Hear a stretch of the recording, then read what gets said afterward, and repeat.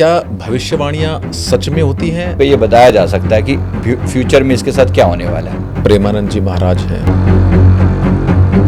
मैं आपको पूरी तरह से बता रहा हूँ, श्री कृष्ण जी का एक बड़ा अंश इनके अंदर मौजूद है। प्रेडिक्शन जो देख रहे हैं, ये कर्मा जो है, ये पूरे देश को भुगतना पड़ेगा। तो शनिदेव अपना प्रचंड रूप से दंड देने वाले मूड में आ चुके हैं, आप समझो।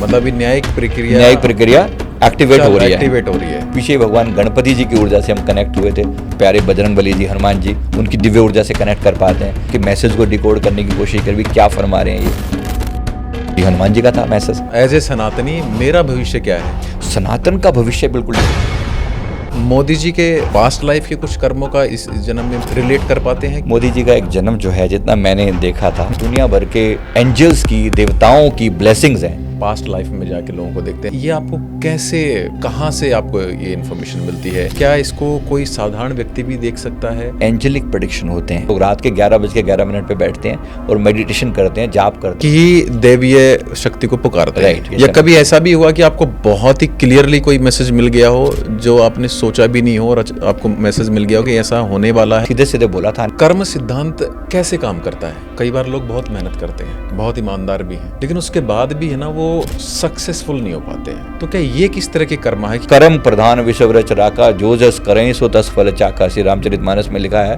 कि जो आज किसी को रुला रहा है ना, वो जरूर एक दिन रोएगा। किसी का श्राप इतना पावरफुल होता है, बड़ी से बड़ी चीजों को हिला के रख देता है। कुंभीपाक कोई विशेष तरह का एक नरक है जहाँ पर आग में उसके ऊपर लिटा के उसको मुदगर मारे जाते हैं। उसके ऊपर वो जो होते हैं यम के दूत जो है उसको मारते हैं। सनातनी को क्या संदेश देना चाहेंगे कि ये उदय का समय है, हमें किस किस चीज के लिए तैयार रहना चाहिए? ये सवाल बहुत इंपॉर्टेंट है और मैं सभी दर्शकों से एक बार हाथ जोड़ के निवेदन करूंगा, इस सवाल पर जरूर गौर करें।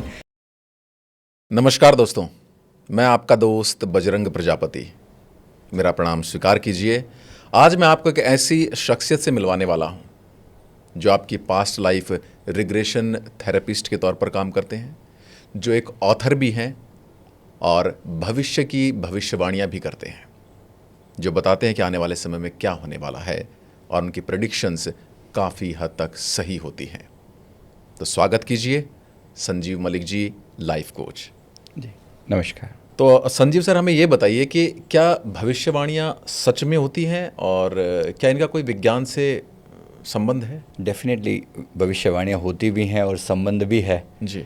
बहुत सी बातों को तो प्रैक्टिकली देखकर भी आप बता ही सकते हैं ना। एक पौधा जितना बड़ा है, पानी दे रहे हैं, कल को बड़ा होगा, इसमें फल लगेंगे, इतना तो बेसिक से बताया जा सकता है क्योंकि आपने बाकी हिस्ट्रीज देखी हुई हैं जी, है ना। तो कुछ तो हिस्ट्री बेस्ड भविष्यवाणियाँ होती हैं। अब तक ये हुआ है तो आगे ये होने की संभावना है जी। ऐसे ही मौसम भी तो विभाग भविष्यवाणी तो करता है, अब तक ये दिखा है तो इससे ये होने की संभावना है जी। इसी प्रकार से समय का भी एक जो काल चक्र चलता है ना, कुछ पॉइंट आज की स्थिति को देखते हुए फ्यूचर को प्रेडिक्ट कर सकते हैं।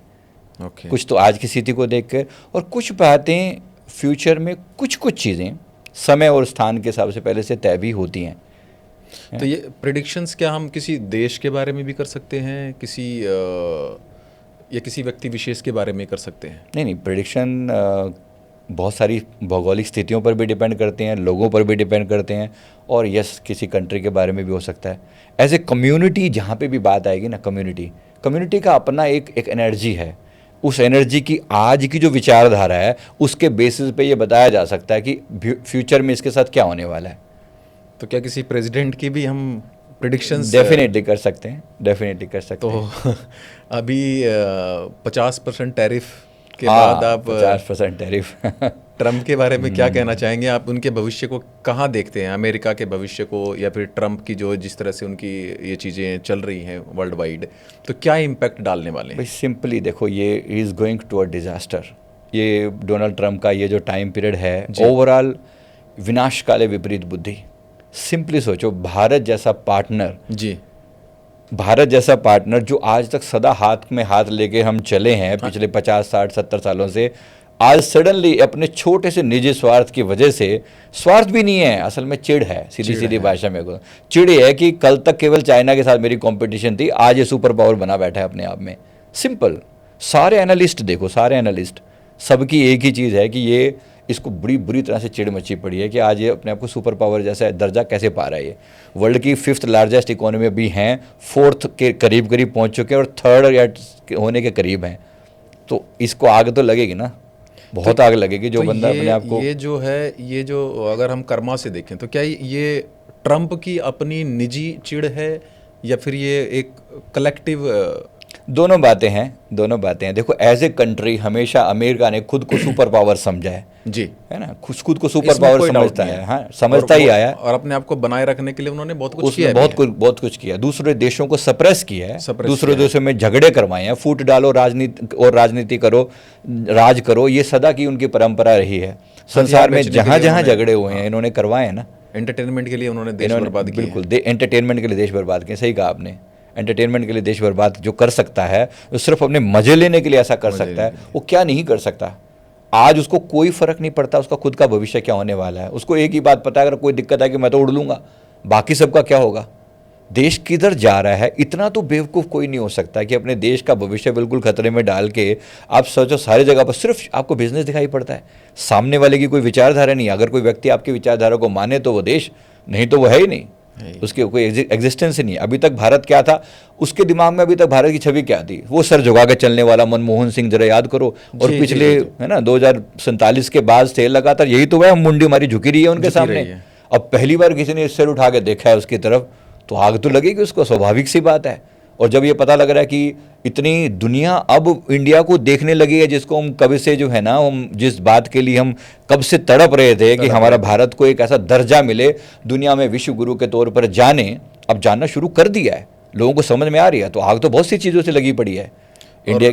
जी, भारत की मतलब छवि ऐसी है कि भारत ने जिसके साथ भी दोस्ती की है वर्ल्ड वाइड, सदा निभाई है, कभी धोखा नहीं दिया, चाहे वो गरीब हो, देश अमीर हो, कमजोर हो, हमने कभी धोखा नहीं दिया है। राइट। और ऐसे दोस्त को अमेरिका गंवा रहा है एक ट्रंप की सनक के चक्कर में। तो क्या ये ग्रह नक्षत्रों या फिर मतलब उनके कर्मों का कोई लेखा जोखा है? दोनों ही बातें मिक्स है।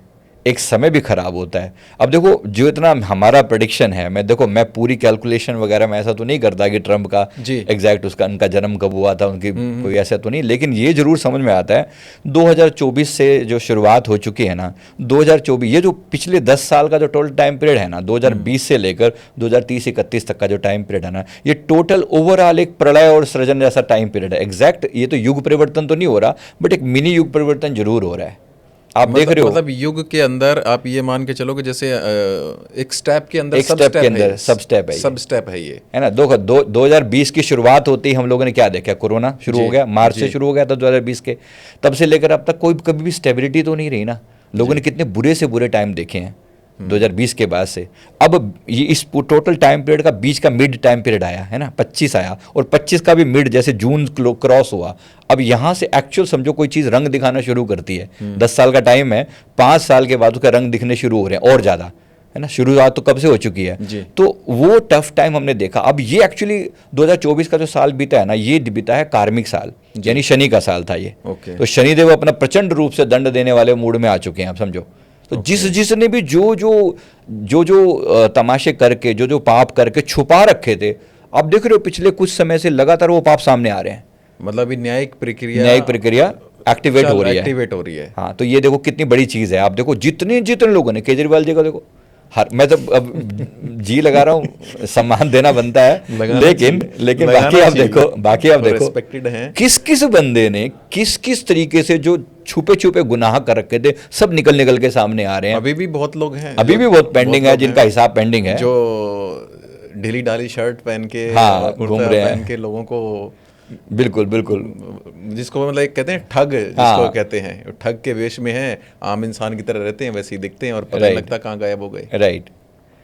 तो अभी जो अमेरिका का जो ये कंट्री वाइज मतलब आप जो पूरा प्रेडिक्शन जो देख रहे हैं, ये कर्मा जो है ये पूरे देश को भुगतना पड़ेगा या सिर्फ एक ट्रंप के हिस्से इसका कुछ नहीं, पूरे देश को। देखो ओवरऑल देखो ना, जब इन्होंने एक देश की तरह से कर्म किया है ना, लोगों ने चुना, राष्ट्रपति बनने में डेफिनेटली लोगों का पूरा योगदान है। अब वो बंदा जब टॉप पर बैठा है तो वो क्या कर रहा है, वो जब उल्टे सीधे फैसले करता है किसी भी देश के अगेंस्ट, है ना। वियतनाम में वार करवा दी, मिडिल ईस्ट में सदा वार होती रही है, कहीं ना कहीं ये जो अफगानिस्तान के अंदर सदा होती रही है, कब नहीं हुई, थोड़े दिन शांति पड़ती है, वो तो एरिया ही पूरा त्रस्त एरिया है, मतलब शापित एरिया है वो वाला, और ये उसका चीफ है, सारे खेल का जो खेलने वाला कहीं ना कहीं बैठा ना खिलाड़ी, ये खिलाड़ी समझता है अपने आप को, आज तक सारी दुनिया को खिलाता ही तो आया है।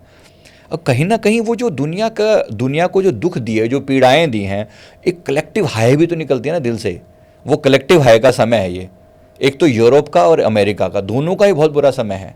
यूरोप खुद कौन सा बच जाएगा? देखो यूरोप में भी मतलब बहुत सारी घटनाएं हैं, दंगे होने फसाद वाली हो हैं, रहे अभी और भी फ्रांस, देखोगे आप। आप ब्रिटेन देख लो, फ्रांस देख लो, तो क्या ये भी इनके मतलब कलेक्टिव कर्म्स इनके सामने आ रहे हैं? बिल्कुल, आप देखिए ना, इन्होंने कितना त्रस्त किया हम भारतीयों को, या अन्य उपनिवेश जो बनाए। जब कभी ब्रिटिश काल में सूर्य उदय होता था, और उदय से लेकर अस्त तक जो है हमेशा सूरज जगमगाते ही रहता था, ये बोलते थे ना। वो उन्होंने वो टाइम देखकर सबको गुलाम बनाया था कभी ना कभी। उन लोगों की जो हाय लगी होगी, उन लोगों की जो तकलीफें लगी होंगी, वही धन लूट कर लेकर गए। उस धन की एनर्जी कितनी नेगेटिव थी। हम लोगों की बद्दुआएं लगी हुई थी कि कोई हमारा, है ना, कोई हमारा अस्तित्व भी छीन कर ले गया, हमारा कोहिनूर ले गया, हमारा धन ले गया, हमारा सोना ले गया। वो कंट्री जब अल्टीमेटली, वो देश किससे चल रहा है? उसी पैसे से चल रहा है। अब उस कंट्री के जो कलेक्टिव कर्मा बने, ये कलेक्टिव कर्मा का भी कंसेप्ट बहुत पावरफुल है। उन्होंने बड़े बड़े म्यूजियम बनाए हुए, बड़े म्यूजियम बना रहे हैं दिखाने के लिए, प्राउडली दिखाते हैं कि हाँ, ये हमने हम फलानी जगह से लूट के लाए, वहाँ से लूट के लाए, है ना। तो ये डेफिनेटली हम लोग जैसे बचपन में कभी कोई चीज़ घर में ले आते थे, तो मम्मी पापा बड़ी छानबीन करते थे कि ये मिली कहाँ से इसको, किस इंटेंशन से लेकर आए हो, इंटेंशन से, कहीं चुराई तो नहीं कहीं से, किसी बच्चे की चुरा के तो नहीं लाए। तो मतलब वो इसी वजह से उस चीज़ को अवॉइड करते थे कि वो एक नेगेटिव पावर साथ में लेके आते हैं। राइट। अब इन्होंने जो इतना कलेक्टिव कर्मा किया, तो प्रकृति क्या कभी उनको कभी उनका हिसाब किताब नहीं लेगी क्या? शनिदेव का न्याय जो है ना, काम करता है, थोड़ा लेट दिखता है, तुरंत नहीं होता, लेकिन सजा मिलती है, प्रत्येक को मिलती है, हर समय आता है। तो ये समझो, ये समय जो है ना, उसी सजा का टाइम है। अब ये आप देखोगे पूरे यूरोप का बंटाधार होते हुए देखोगे, तरस जाएंगे ये लोग जिस जिस चीज़ के लिए इन्होंने हम भारतीयों को या अन्य उपनिवेशों को जो तरसाया था।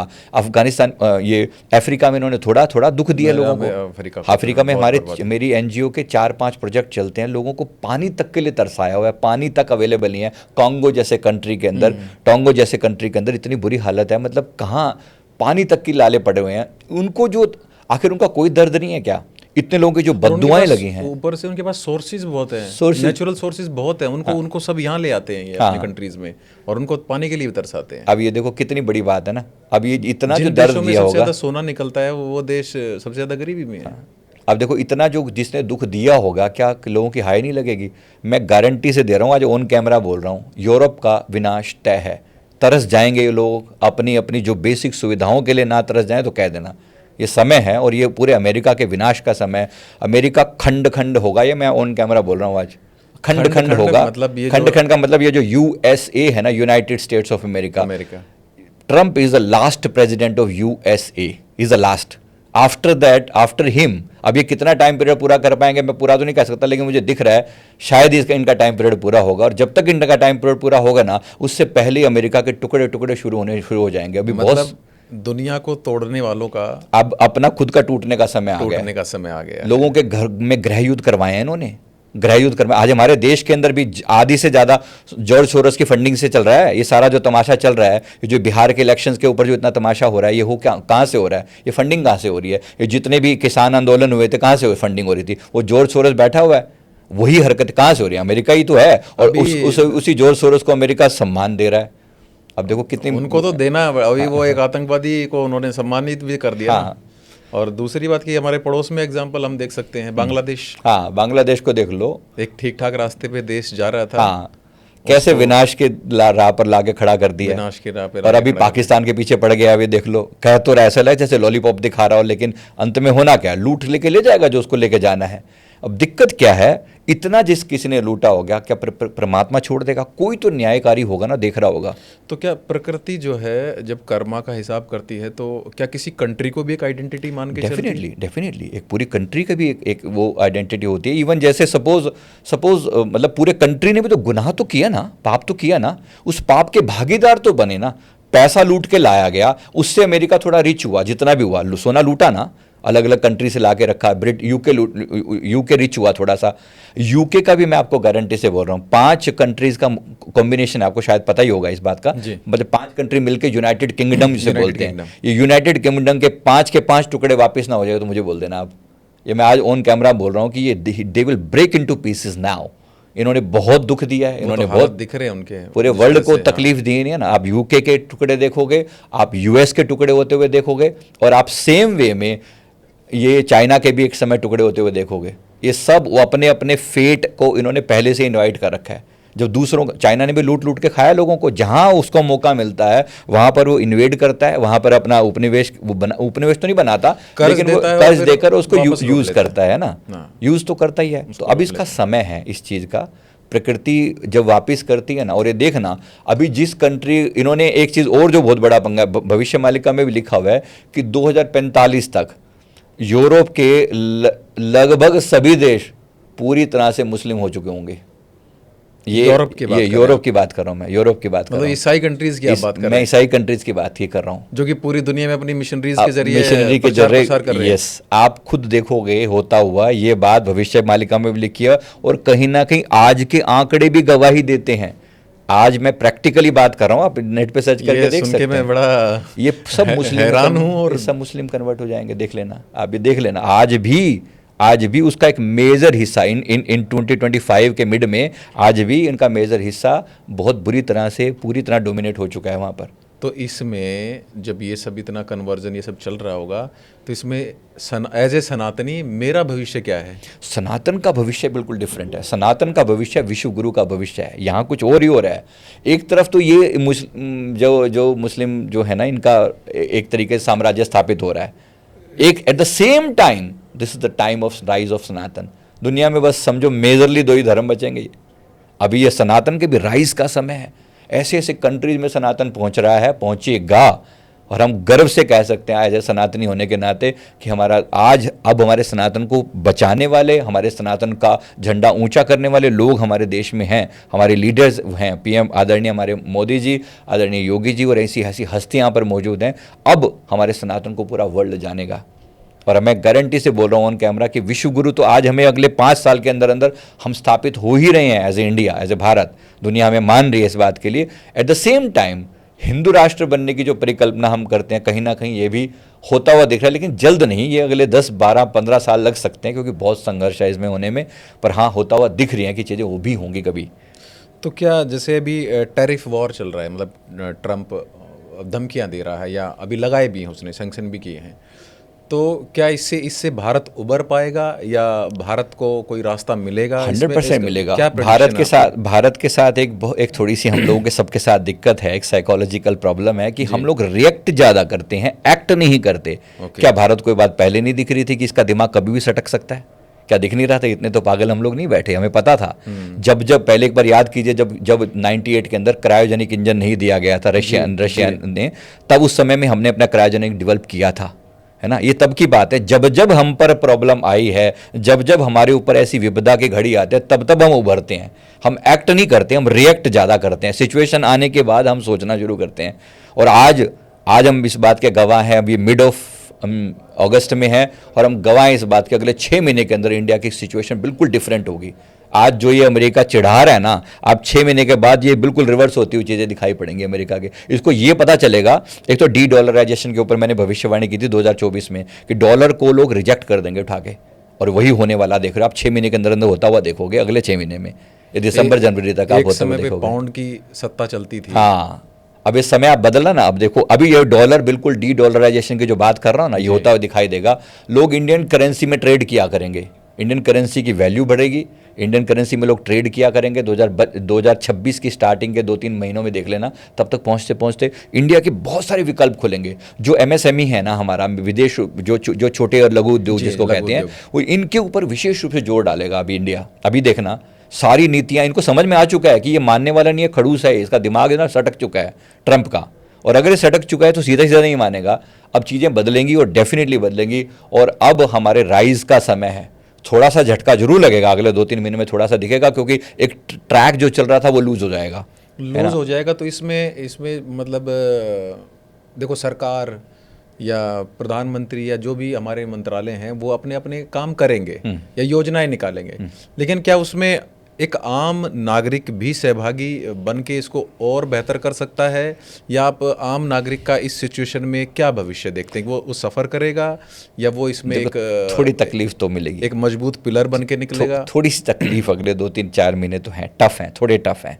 2-3-4 महीने अगले अगस्त सितंबर अक्टूबर तक कुछ टाइम जरूर टफ है, लेकिन बस जल्दी ही लोग उभर जाएंगे इससे। आत्मनिर्भर भारत 2.0 समझो, एक तरीके से स्कीम जैसी कोई चीज़ लॉन्च होने वाली है, होगी थोड़े समय के, कि भारत को आत्मनिर्भर कैसे बनाया जाए और अमेरिका जैसे कंट्रीज के ऊपर डिपेंडेंसी कैसे कम की जाए, अपने ट्रेड को फैलाया कैसे जाए। अभी तक हमें सिर्फ अमेरिका दिखाई पड़ता था, हर इंडियन का सपना एक होता था, कहाँ जाना है, अमेरिका जाना है। अब अमेरिका के विकल्प उनके दिमाग में आने शुरू हो जाने चाहिए कि अब अमेरिका डेस्टिनेशन नहीं है, बल्कि रिवर्स ब्रेन ड्रेन होगा। अमेरिका वाले जो भारतीय अमेरिका में जाकर बस का सोचा करते थे कि अपना ब्रेन वहाँ लगाएं, वो सब लौट के भारत आते हुए दिखाई दे रहे हैं हमें। लेकिन ऐसे ये भी तो बहुत है ना कि हमारे यहाँ जैसे कोई भी चीज़ से अगर देश को उबारना हो, जैसे कोरोना काल में भी है, हमने वैक्सीन बनाई, कितने लोगों ने विरोध किया, कितने लोगों ने हमारी ही वैक्सीन को रिजेक्ट कर दिया, बाद में पूरी दुनिया ने एक्सेप्ट किया उसे। तो रिजेक्ट करने वाले लोग तो हमारे अंदरूनी थे ना, बाहर वालों को दिक्कत कम होती है। तो वही है ना, लेकिन अभी भी अगर जब हम अमेरिका से अपने आप को आत्मनिर्भर करने की कोशिश करेंगे, तो उस सिचुएशन में आपको क्या दिख रहा है कि विपक्ष किस तरह की डेफिनेटली समस्याएं तो आएंगी, समस्याएं तो आएंगी, आज भी ये समस्याएं। क्या हम उनसे पार पा पाएंगे? 100%, इसमें कोई डाउट नहीं है। Modi is unstoppable. ये जो हमारे महामहिम बैठे हैं ना, ये कोई कम नहीं है किसी भी लेवल पर। इनको इनका जो वे है ना, इनकी जो इनके अंदर शत्रुहंता योग है। इनके सामने शत्रु टिक ही नहीं सकता, कोई कितना जोर मार ले। इन्होंने सारी तिकड़म लगा के देख ली, आज भी इनके साथ कुछ नहीं बार पा सके हैं और आगे भी नहीं पा सकेंगे। ये जरूर है कि ये जो मुसीबत है केवल उनके ऊपर नहीं आई है, ये पूरे देश के ऊपर आई है। ये जो, अगर मैं टैरिफ की बात करूं, ये केवल उनके ऊपर नहीं आई है, ऑब्वियसली बात है, उनके ऊपर आई, पूरे देश के ऊपर आई है। लेकिन बहुत जल्दी में इससे ओवरकम कर पाएंगे और नए नए बाजार तलाशेंगे। सारा जोर अगले आप कुछ समय के अंदर जो स्थानीय और लघु उद्योगों को बढ़ता हुआ देखोगे ना, ये अपने आप में एक नए लेवल पर चीज़ें होने वाली हैं। ये बहुत ही बढ़िया, हमें बहुत बढ़िया दिख रहा है, मुझे जो पर्सनली दिख रहा है अपनी फ्यूचर प्रेडिक्शन में, विशेष रूप से क्योंकि आज सुबह से ही मैं इस बात को देख रहा था कि क्या होने की संभावना दिख रही है। वो चीज़ें बहुत बेटर होने के चांसेस हैं, बहुत बेहतर होने के चांसेस हैं। बहुत सारी मतलब जैसे भविष्यवाणी है, और एक आप पास्ट लाइफ का भी आप देखते हैं कि किस तरह से इसके पिछले जीवन में कैसे कर्म रहे होंगे। तो इसमें आप मोदी जी के मतलब पास्ट लाइफ के कुछ कर्मों का इस जन्म में मतलब रिलेट कर पाते हैं कि जिसकी वजह से वो बहुत अच्छा कर पा रहे हैं? मोदी जी का एक जन्म जो है, जितना मैंने देखा था, एक जन्म जो है 13वीं सेंचुरी में, इनका एक जन्म जो है, जिसको आज राजस्थान और गुजरात के बीच का एक एरिया है, यहाँ पर कभी था जी। इस जगह पर एक कबीला हुआ करता था। इस कबीले के हितों को प्रोटेक्ट करने वाला प्रोटेक्टर के रूप में इनका एक जन्म था।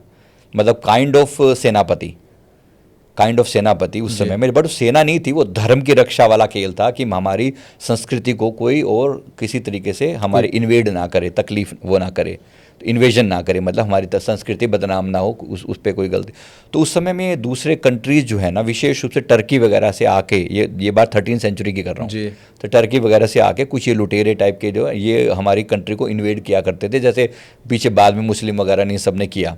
तो इन सब के गजनवी का मुगल वगैरह, हाँ, मुगलों ने ये सब किया ना, तो उसी समय की बात है ये। तो उस समय में ये मोदी जी के उस टाइम पीरियड की मैं बता रहा हूँ, इन्होंने हर संभव प्रयास किया था। He acted as a leader, a great decision maker, and फिर उन्होंने बहुत तरीके से उसको हटाकर उस चीज़ को अपने देश के हितों की, अपने उस कंट्री की, उस कबीले की रक्षा करने के लिए, उसकी वैल्यूज़ को स्थापित करने के लिए he did lot of hard work. कुछ नेगेटिव पार्ट उनका ये था, ओवर डिसिप्लिन वाला। कुछ चीज़ों के लिए he used to force things कि ऐसे ही करना है, मतलब ऐसे ही करना है, sometime even ignoring the emotions of people. ये इनका थोड़ा नेगेटिव था, लेकिन समझो 90 पॉजिटिव और 10 नेगेटिव, 90 पॉजिटिव और 10 नेगेटिव, 10 नेगेटिव भी था। और वो नेगेटिविटी इसी बात की थी कि कहीं ना कहीं ये ओवर डिसिप्लिन वाला था। इस ओवर डिसिप्लिन की वजह से कुछ पार्ट आज भी हमने झेला है, पॉजिटिव भी झेला है, नेगेटिव भी झेला है। तो पॉजिटिव क्या झेला है, इनका कैरेक्टर, इनका जो पर्सनैलिटी है, इनमें एक दोनों तरह के गुण मौजूद हैं। एक नेता का भी, एक राजनेता का गुण भी अब कहें, एक सन्यासी का गुण भी मौजूद है, और दोनों एक साथ काम कर रहे हैं यहाँ पर। और सबसे बड़ी चीज़ क्या है, इनके साथ दुनिया भर के एंजल्स की, देवताओं की ब्लेसिंग्स हैं। यहाँ तक कि हिमालय में बैठे जो गुरुजन हैं, जो हिमालय में बैठे योगी हैं, इन सब की ब्लेसिंग भी मोदी जी के साथ है।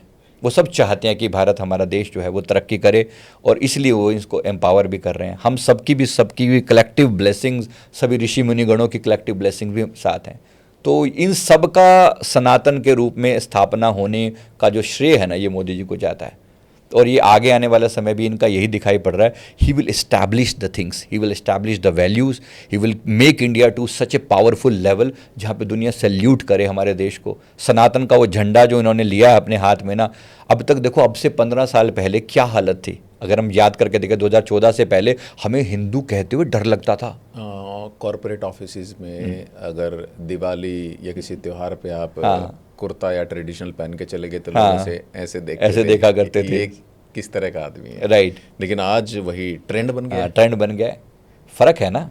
ये जो प्रेडिक्शन है, मतलब जो प्रेडिक्शन आपको आती हैं या फिर आप पास्ट लाइफ में जाके लोगों को देखते हैं, ये आपको कैसे, मतलब कहाँ से आपको ये इन्फॉर्मेशन मिलती है, और क्या इसको कोई साधारण व्यक्ति भी देख सकता है या जान सकता है, या फिर इसके लिए कोई स्पेशल कोई एजुकेशन लगा लीजिए, कोई पद्धति लगा लीजिए, या उस तरह का कुछ है? देखो, ये ना एंजेलिक प्रेडिक्शन होते हैं। एंजेलिक प्रेडिक्शन का मतलब होता है दैवीय गुण, समझो ये आ रहे होते हैं। ये हम लोग चैनलाइज करते हैं। चैनल का मतलब क्या होता है कि जैसे हम विशेष रूप से किसी देवी देवता का ध्यान करके उनसे प्रार्थना करते हैं कि अगर आप ठीक समझें तो हमारे इस लेवल पर, जो इस लेवल पर हम बैठे एज ए हीलर, हमें कुछ इंडिकेशन दें ताकि हम आने वाले समय को लेकर अपनी तैयारी कर सकें जी। और प्रकृति को ये पता तो है, ऐसा नहीं है कि पूरे सिस्टम, ये पूरा यूनिवर्स जो है बिना किसी प्रेडिक्शन के चल रहा है। नहीं, जो हम कहते हैं परमात्मा का जो वो तत्व है, परम तत्व है, वो कालातीत है ना। महाकाल जिसे कहते हैं वो काल अतीत है, यानी काल से ऊपर की बात है, काल से ऊपर है ना। जहाँ भूत, भविष्य और वर्तमान ही हमारे लिए हैं। ये भूत था, वर्तमान है और भविष्य आएगा। उसके लिए भूत भी ये है, सामने उसको दिख रहा है, वर्तमान भी है और भविष्य भी उसको ऐसे ही दिख रहा है जैसे हमारे सामने अपने हथेली के 5 उंगलियां दिख रही हैं, उसके सामने ऐसा ही दिख रहा है ना। परमात्मा को इसी लेवल पर मानते हैं जी। तो वो जो परमात्मा तो त्रिकालदर्शी है, उसके लिए कौन सी बड़ी बात है, वो तो सब उसी का रचा हुआ खेल है। तो कुछ ना कुछ अगर आपके इंटेंशन ठीक हैं तो कुछ हिंट आपको दिया जा सकता है। प्रार्थना के रूप में हम जो मांगते हैं, हमारा 7 लोगों का एक ग्रुप है अपना पर्सनल, 7 रेकी ग्रैंड मास्टर। हम लोग रात के 11:11 पे बैठते हैं और मेडिटेशन करते हैं, जाप करते हैं, प्रार्थना करते हैं कि अगर संसार की कल्याण हेतु, अगर एक जगह बैठते नहीं, हम बैठते ऑनलाइन ही है, मतलब अपने अपने घरों पे एक खास कंडीशन में। हाँ, एक अपने सब लोग अलग अलग जगह हैं। हाँ, और एक समय एक समय पे एक ही मेंटालिटी के साथ, एक ही देवी देवता के साथ कनेक्ट, एक ही देवीय शक्ति को पुकारते हैं। राइट। ये मेरे परमहंस सदगुरु जी हैं, मेरे गुरुदेव परमहंस जी, उनके थ्रू, और उनको हम पहले पुकारते हैं, वो हमारे मास्टर हैं। उनके बाद फिर जिन भी देवी देवताओं से हम आशीर्वाद मांगते हैं कि कुछ हमें हिंट दीजिए, तो कुछ हिंट मिलते हैं, कुछ बताया जाता है कि ये चैनलाइज हुआ है। फिर हम आपस में कंपैरिजन भी करते हैं कि जस्ट इन केस हो सकता है मेरे से इंटरप्रेट करने में कोई गलती ना हो गई हो, तो मिला के हम आपस में फिर उसको एक, जब हमें लगता है कि हाँ चीज़ बार बार सबको एक ही चीज़ आ रही है, मतलब एक जेन्युइन प्रेडिक्शन है ये। तो कोई सांकेतिक भाषा है जिसको हमें डिकोड करना होता है? ये सांकेतिक भाषा या कई बार ये बिल्कुल स्पष्ट भी होता है? नहीं, बिल्कुल सांकेतिक भाषा ज़्यादा होती है। जैसे वेंगा बाबा की भविष्यवाणी हुआ करती है, देखो हम वैसा तो नहीं कह रहे हैं कितने महान हम कह रहे हैं, लेकिन इसमें क्या होता है, कुछ दिखाई पड़ता है। फॉर एग्जाम्पल, जैसे इंडिया का मुझे अगर दिखेगा ना, तो इंडिया मुझे ब्राइटर होता हुआ दिखेगा। भारत का नक्शा दिख रहा है और भारत माता मुझे स्माइल करती हुई दिख रही है, उनका चेहरा और ब्राइट होता चला जा रहा है डे बाई डे। ये सीधा इंडिकेशन है। मुझे अगर इसको इंटरप्रेट करना है, इसका मतलब है कि भारत का भविष्य बहुत उज्ज्वल है, ऐसा होता हुआ दिख रहा है। कई बार हम सपनों के भी मतलब भी ऐसे ही निकलता है, ये अगर ये दिखा है तो अच्छा होगा, राइट। मतलब वो एक उस तरह के इंडिकेशन, इस तरह के इंडिकेशन। या कभी ऐसा भी हुआ कि आपको बहुत ही क्लियरली कोई मैसेज मिल गया हो जो आपने सोचा भी नहीं हो, और आपको मैसेज मिल गया हो कि ऐसा होने वाला है? कभी कभी बोल भी देते हैं सीधे सीधे। जैसे भगवान दत्तात्रेय की ऊर्जा से एक बार हमने कनेक्ट किया था, उन्होंने सीधे सीधे बोला था आने वाला समय बहुत खराब आने वाला है, लोगों को प्रिपेयर करो जितना हो सकता है। कभी कभी सीधा भी आ जाता है, किसी पर्टिकुलर केस में एकदम सीधा आ जाता है। पीछे भगवान गणपति जी की ऊर्जा से हम कनेक्ट हुए थे, तो वो सब कलेक्टिव, जैसे उनका कोई डे आ रहा है पीछे, जैसे विनायक चतुर्थी थी, आगे आने वाला, फिर उनका समय आने वाला है, तो कहीं ना कहीं उनकी ऊर्जा से कनेक्ट कर पाते हैं। उस समय उनकी ऊर्जा प्रचंड होती है, प्रबल होती है। ऐसे ही हमारे प्यारे बजरंग बली जी, हनुमान जी, उनकी दिव्य ऊर्जा से कनेक्ट कर पाते हैं, उनसे प्रार्थना करते हैं, कभी कभी कुछ चैनलाइज कर देते हैं, वो कुछ इंडिकेशन दे देते हैं, समय बड़ा खराब है, अब ये कर लो, अब राम नाम का जाप का समय आ चुका है, राम का डंका बजा दो सारी दुनिया के अंदर। ये हनुमान जी का था मैसेज, बिल्कुल क्लियर कट सुनाई पड़ता है। ऐसी कुछ चीज़ें स्पष्ट भी आती हैं, कभी कभी कुछ वेग भी हो जाता है, हमसे इंटरप्रेट करने में शायद थोड़ी बहुत मिस्टेक हो जाती होगी ऐसा। तो जैसे हम आपने बताया कि हम एनर्जी से कनेक्ट करते हैं जी। गणेश जी की एनर्जी से आपने कनेक्ट किया, भगवान बजरंग बली की एनर्जी से आपने कनेक्ट किया, तो क्या कोई ऐसा पुरुष जो पिछले 200, 400, 500 साल में इस धरती पर जन्मा हो, दिव्य पुरुष हो, कोई बहुत बड़ा भक्त हो, क्या उनकी किसी एनर्जी से आपने कभी कनेक्ट किया? जैसे उदाहरण के तौर पर मैं तुलसीदास जी हो गए, मीरा जी हो गई, जो कि बहुत डिवाइन मतलब भक्त कहे जाते हैं। या फिर और दूसरा मेरा एक सवाल ये रहेगा इसी से रिलेटेड कि हम उनको पहचानते कैसे हैं कि ये एनर्जी उनकी एनर्जी या उनसे रिलेट करती है? ये बिल्कुल क्लियर कट इंडिकेशन आता है। जैसे आपने अभी कहा, तो पहली बात तो जैसे हमने महाअवतार बाबा जी की एनर्जी से कनेक्ट किया है, बहुत दिव्य है उनकी जो ऊर्जा है ना, इतनी प्रचंड ऊर्जा है कि मतलब लिटरली जैसे शॉक लगता है ना, जो उनकी एनर्जी जब जैसे आई तो जैसे बैठे बैठे झटका सा लगता है ना, पूरा ऐसा गियर चेंज होता है, ऐसा लगता है कि जैसे पूरी चेतना अब लिफ्ट हो रही है उनकी प्रेजेंस में। तो ऐसा बहुत बार फील किया और सबने एक साथ फील किया। उसके बाद फिर हमने उनके मैसेज को डिकोड करने की कोशिश करी, भी क्या फरमा रहे हैं ये। इस प्रकार से बाकी संतों का भी आता है। रविदास जी की ऊर्जा से हमने कनेक्ट किया, संत रविदास जी जो मीराबाई जी के गुरु थे, मीराबाई जी की एनर्जी से भी हमने एक बार कनेक्ट करके देखा।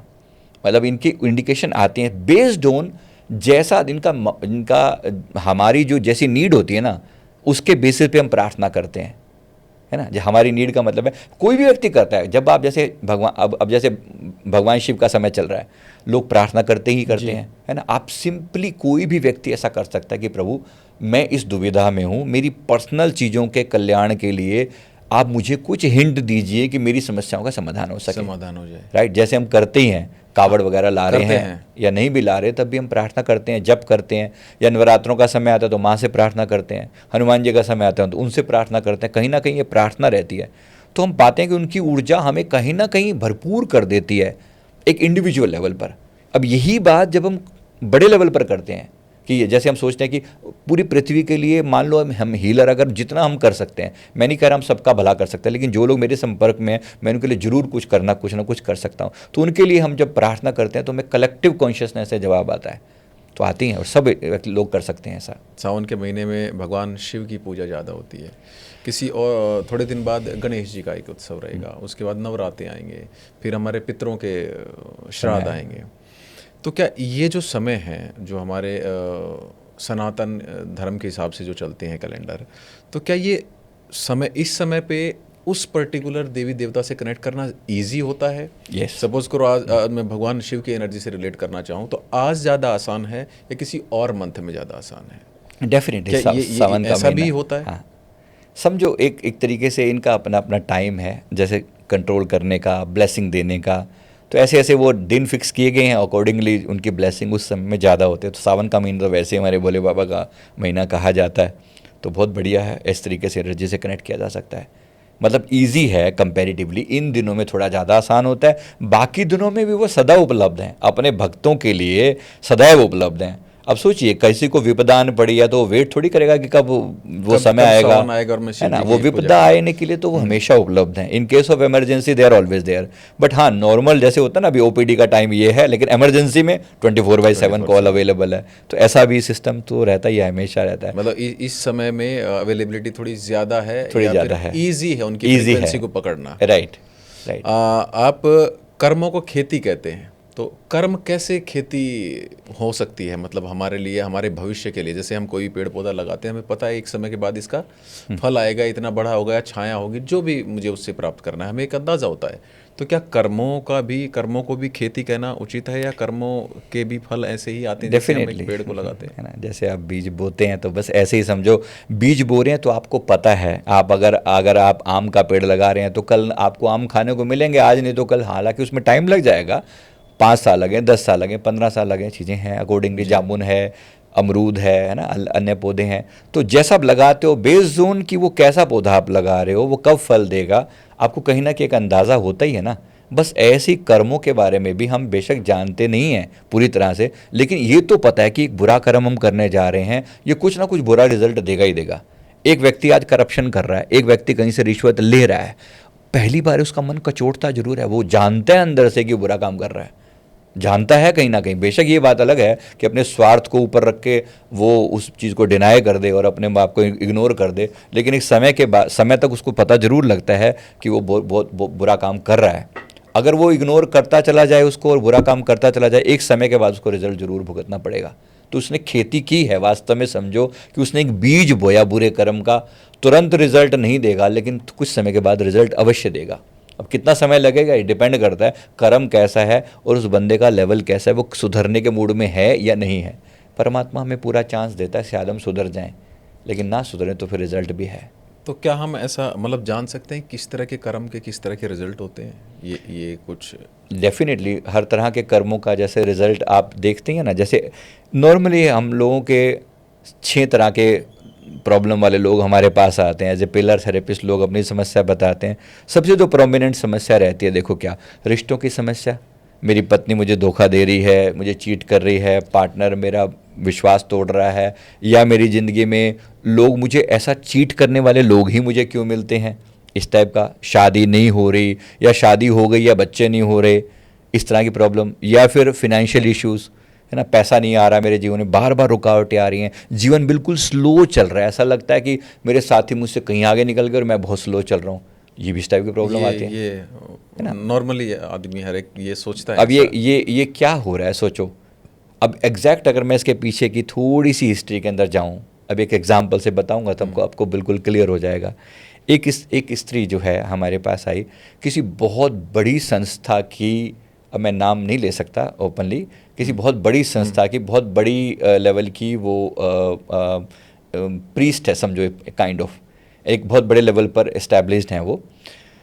तो वो प्रवचन करती हैं, दुनिया उनको सुनती है। उन्होंने हमसे आकर अपनी प्रॉब्लम बोली कि मेरी पूरी स्किन, उनकी स्किन का एक पूरा हिस्सा जो है ना वो वाइट है, स्किन का एक हिस्सा जो बीमारी होती है टाइप की, सीप जैसा कुछ बोलते हैं कि वो तो वाइट जो है ना पूरा। और उनको कहता है कि मेरे को हमेशा मतलब मैं जो मैं चाहती हूँ, जितना सम्मान मुझे मिले वो सम्मान मुझे कभी नहीं मिल पाता। ऐसा लगता है मुझे जितना मैं डिज़र्व करती हूँ, मेरे पास अपार टैलेंट है, लेकिन मैं उतनी ऊंचाई पर कभी नहीं पहुँच पा रही। हमने एक उनके लाइफ को थोड़ा समझा, उनकी समस्या थी कि मैं ऐसा क्यों है मेरे साथ, क्यों हुआ। तो हमने इसका पास्ट देखा, इनके पास्ट में हमने देखा कि ये जो लेडी आज एक धार्मिक संस्था की एक बहुत अच्छे लेवल की प्रीस्ट हैं, ये पिछले जीवन में एक नर्तकी थी, एक डांसर थी। इनका जन्म कलकत्ता का था और इन्होंने उस समय बहुत सुंदर थी अपने उस समय के हिसाब से। तो उन्होंने, उनके रूप की दुनिया दीवानी थी, मतलब she was like kind of. तो उन्होंने इस तरीके से अपने आप को प्रोजेक्ट किया। बहुत सारे लोगों के फॉलोअर्स हैं, हाँ ऐसा समझ लीजिए, हाँ। बिल्कुल। तो उस टाइप के लोग इनके दीवाने थे। इनका डांस बहुत बढ़िया था और एक लेवल था। धीरे धीरे अपनी उसकी ऊंचाई पर पहुंचते गए लोग। इनके मतलब उनके साथ 5 मिनट बिताने के लिए भी लोग पैसा देने के लिए तैयार हुआ करते थे। वो सब इन्होंने समय देखा। जैसे जैसे प्रतिष्ठा बढ़ी तो अहंकार भी आने लगा, जैसे बिल्कुल नॉर्मल सी बात है इंसान के लिए। अब जैसे आया तो उसके बाद इन्होंने अपनी एकेडमी टाइप खोल ली कि भाई मैं सिखाऊंगी लोगों को, मैं एक तरीके से बनाकर, क्योंकि पैसा दिखता था कि भाई लोग आके सीखना चाहते थे, आप हमें सिखाओ, डांस सिखाओ, ये जो नृत्य करते हो, जो और चीज़ें करते हो आप। तो उन्होंने सिखाना शुरू कर दिया। अब वो सिखाती तो थी, लेकिन जो भी उनके सामने आता उसको कभी भी एक सर्टेन लेवल से ऊपर चढ़ने नहीं देती। जैसे कोई व्यक्ति थोड़ा ऊपर चढ़ने देती, उसको किसी ना किसी तरीके से सप्रेस करती कि उसकी तरक्की ना हो जाए, मेरे से आगे ना बढ़ जाए कभी भी। अब एक बार एक लड़की सुंदर, जो उनसे भी ज़्यादा सुंदर रही होगी, वो उनके सामने आई और उनसे सीखने के लिए उसने रिक्वेस्ट करी कि मुझे भी सिखा दीजिए। और जब उसने देखा तो ये तो जल गई कि ये तो इतनी सुंदर है कि अगर मेरे सामने, मैं इसके सामने टिक नहीं पाऊंगी। और जब ये जेलसी एक बार शुरू हुई और उसके बाद उसको ये समझ में आया, उसने वो हर संभव प्रयास किया उसको डिनाई करने का, उसको हटाने का अपने रास्ते से। जब वो नहीं हट सकी फाइनली, तो एक समय आया, लास्ट में उसने कुछ दवा में ऐसा मिलवा के किसी से, और वो मिलवा दिया जिससे उसके शरीर पे फफोले पड़ गए, और लास्ट में उसके शरीर के जो है वो फफोले पड़ गए और उसका शरीर पे जो है ना वो सफ़ेद वाइट हो गया।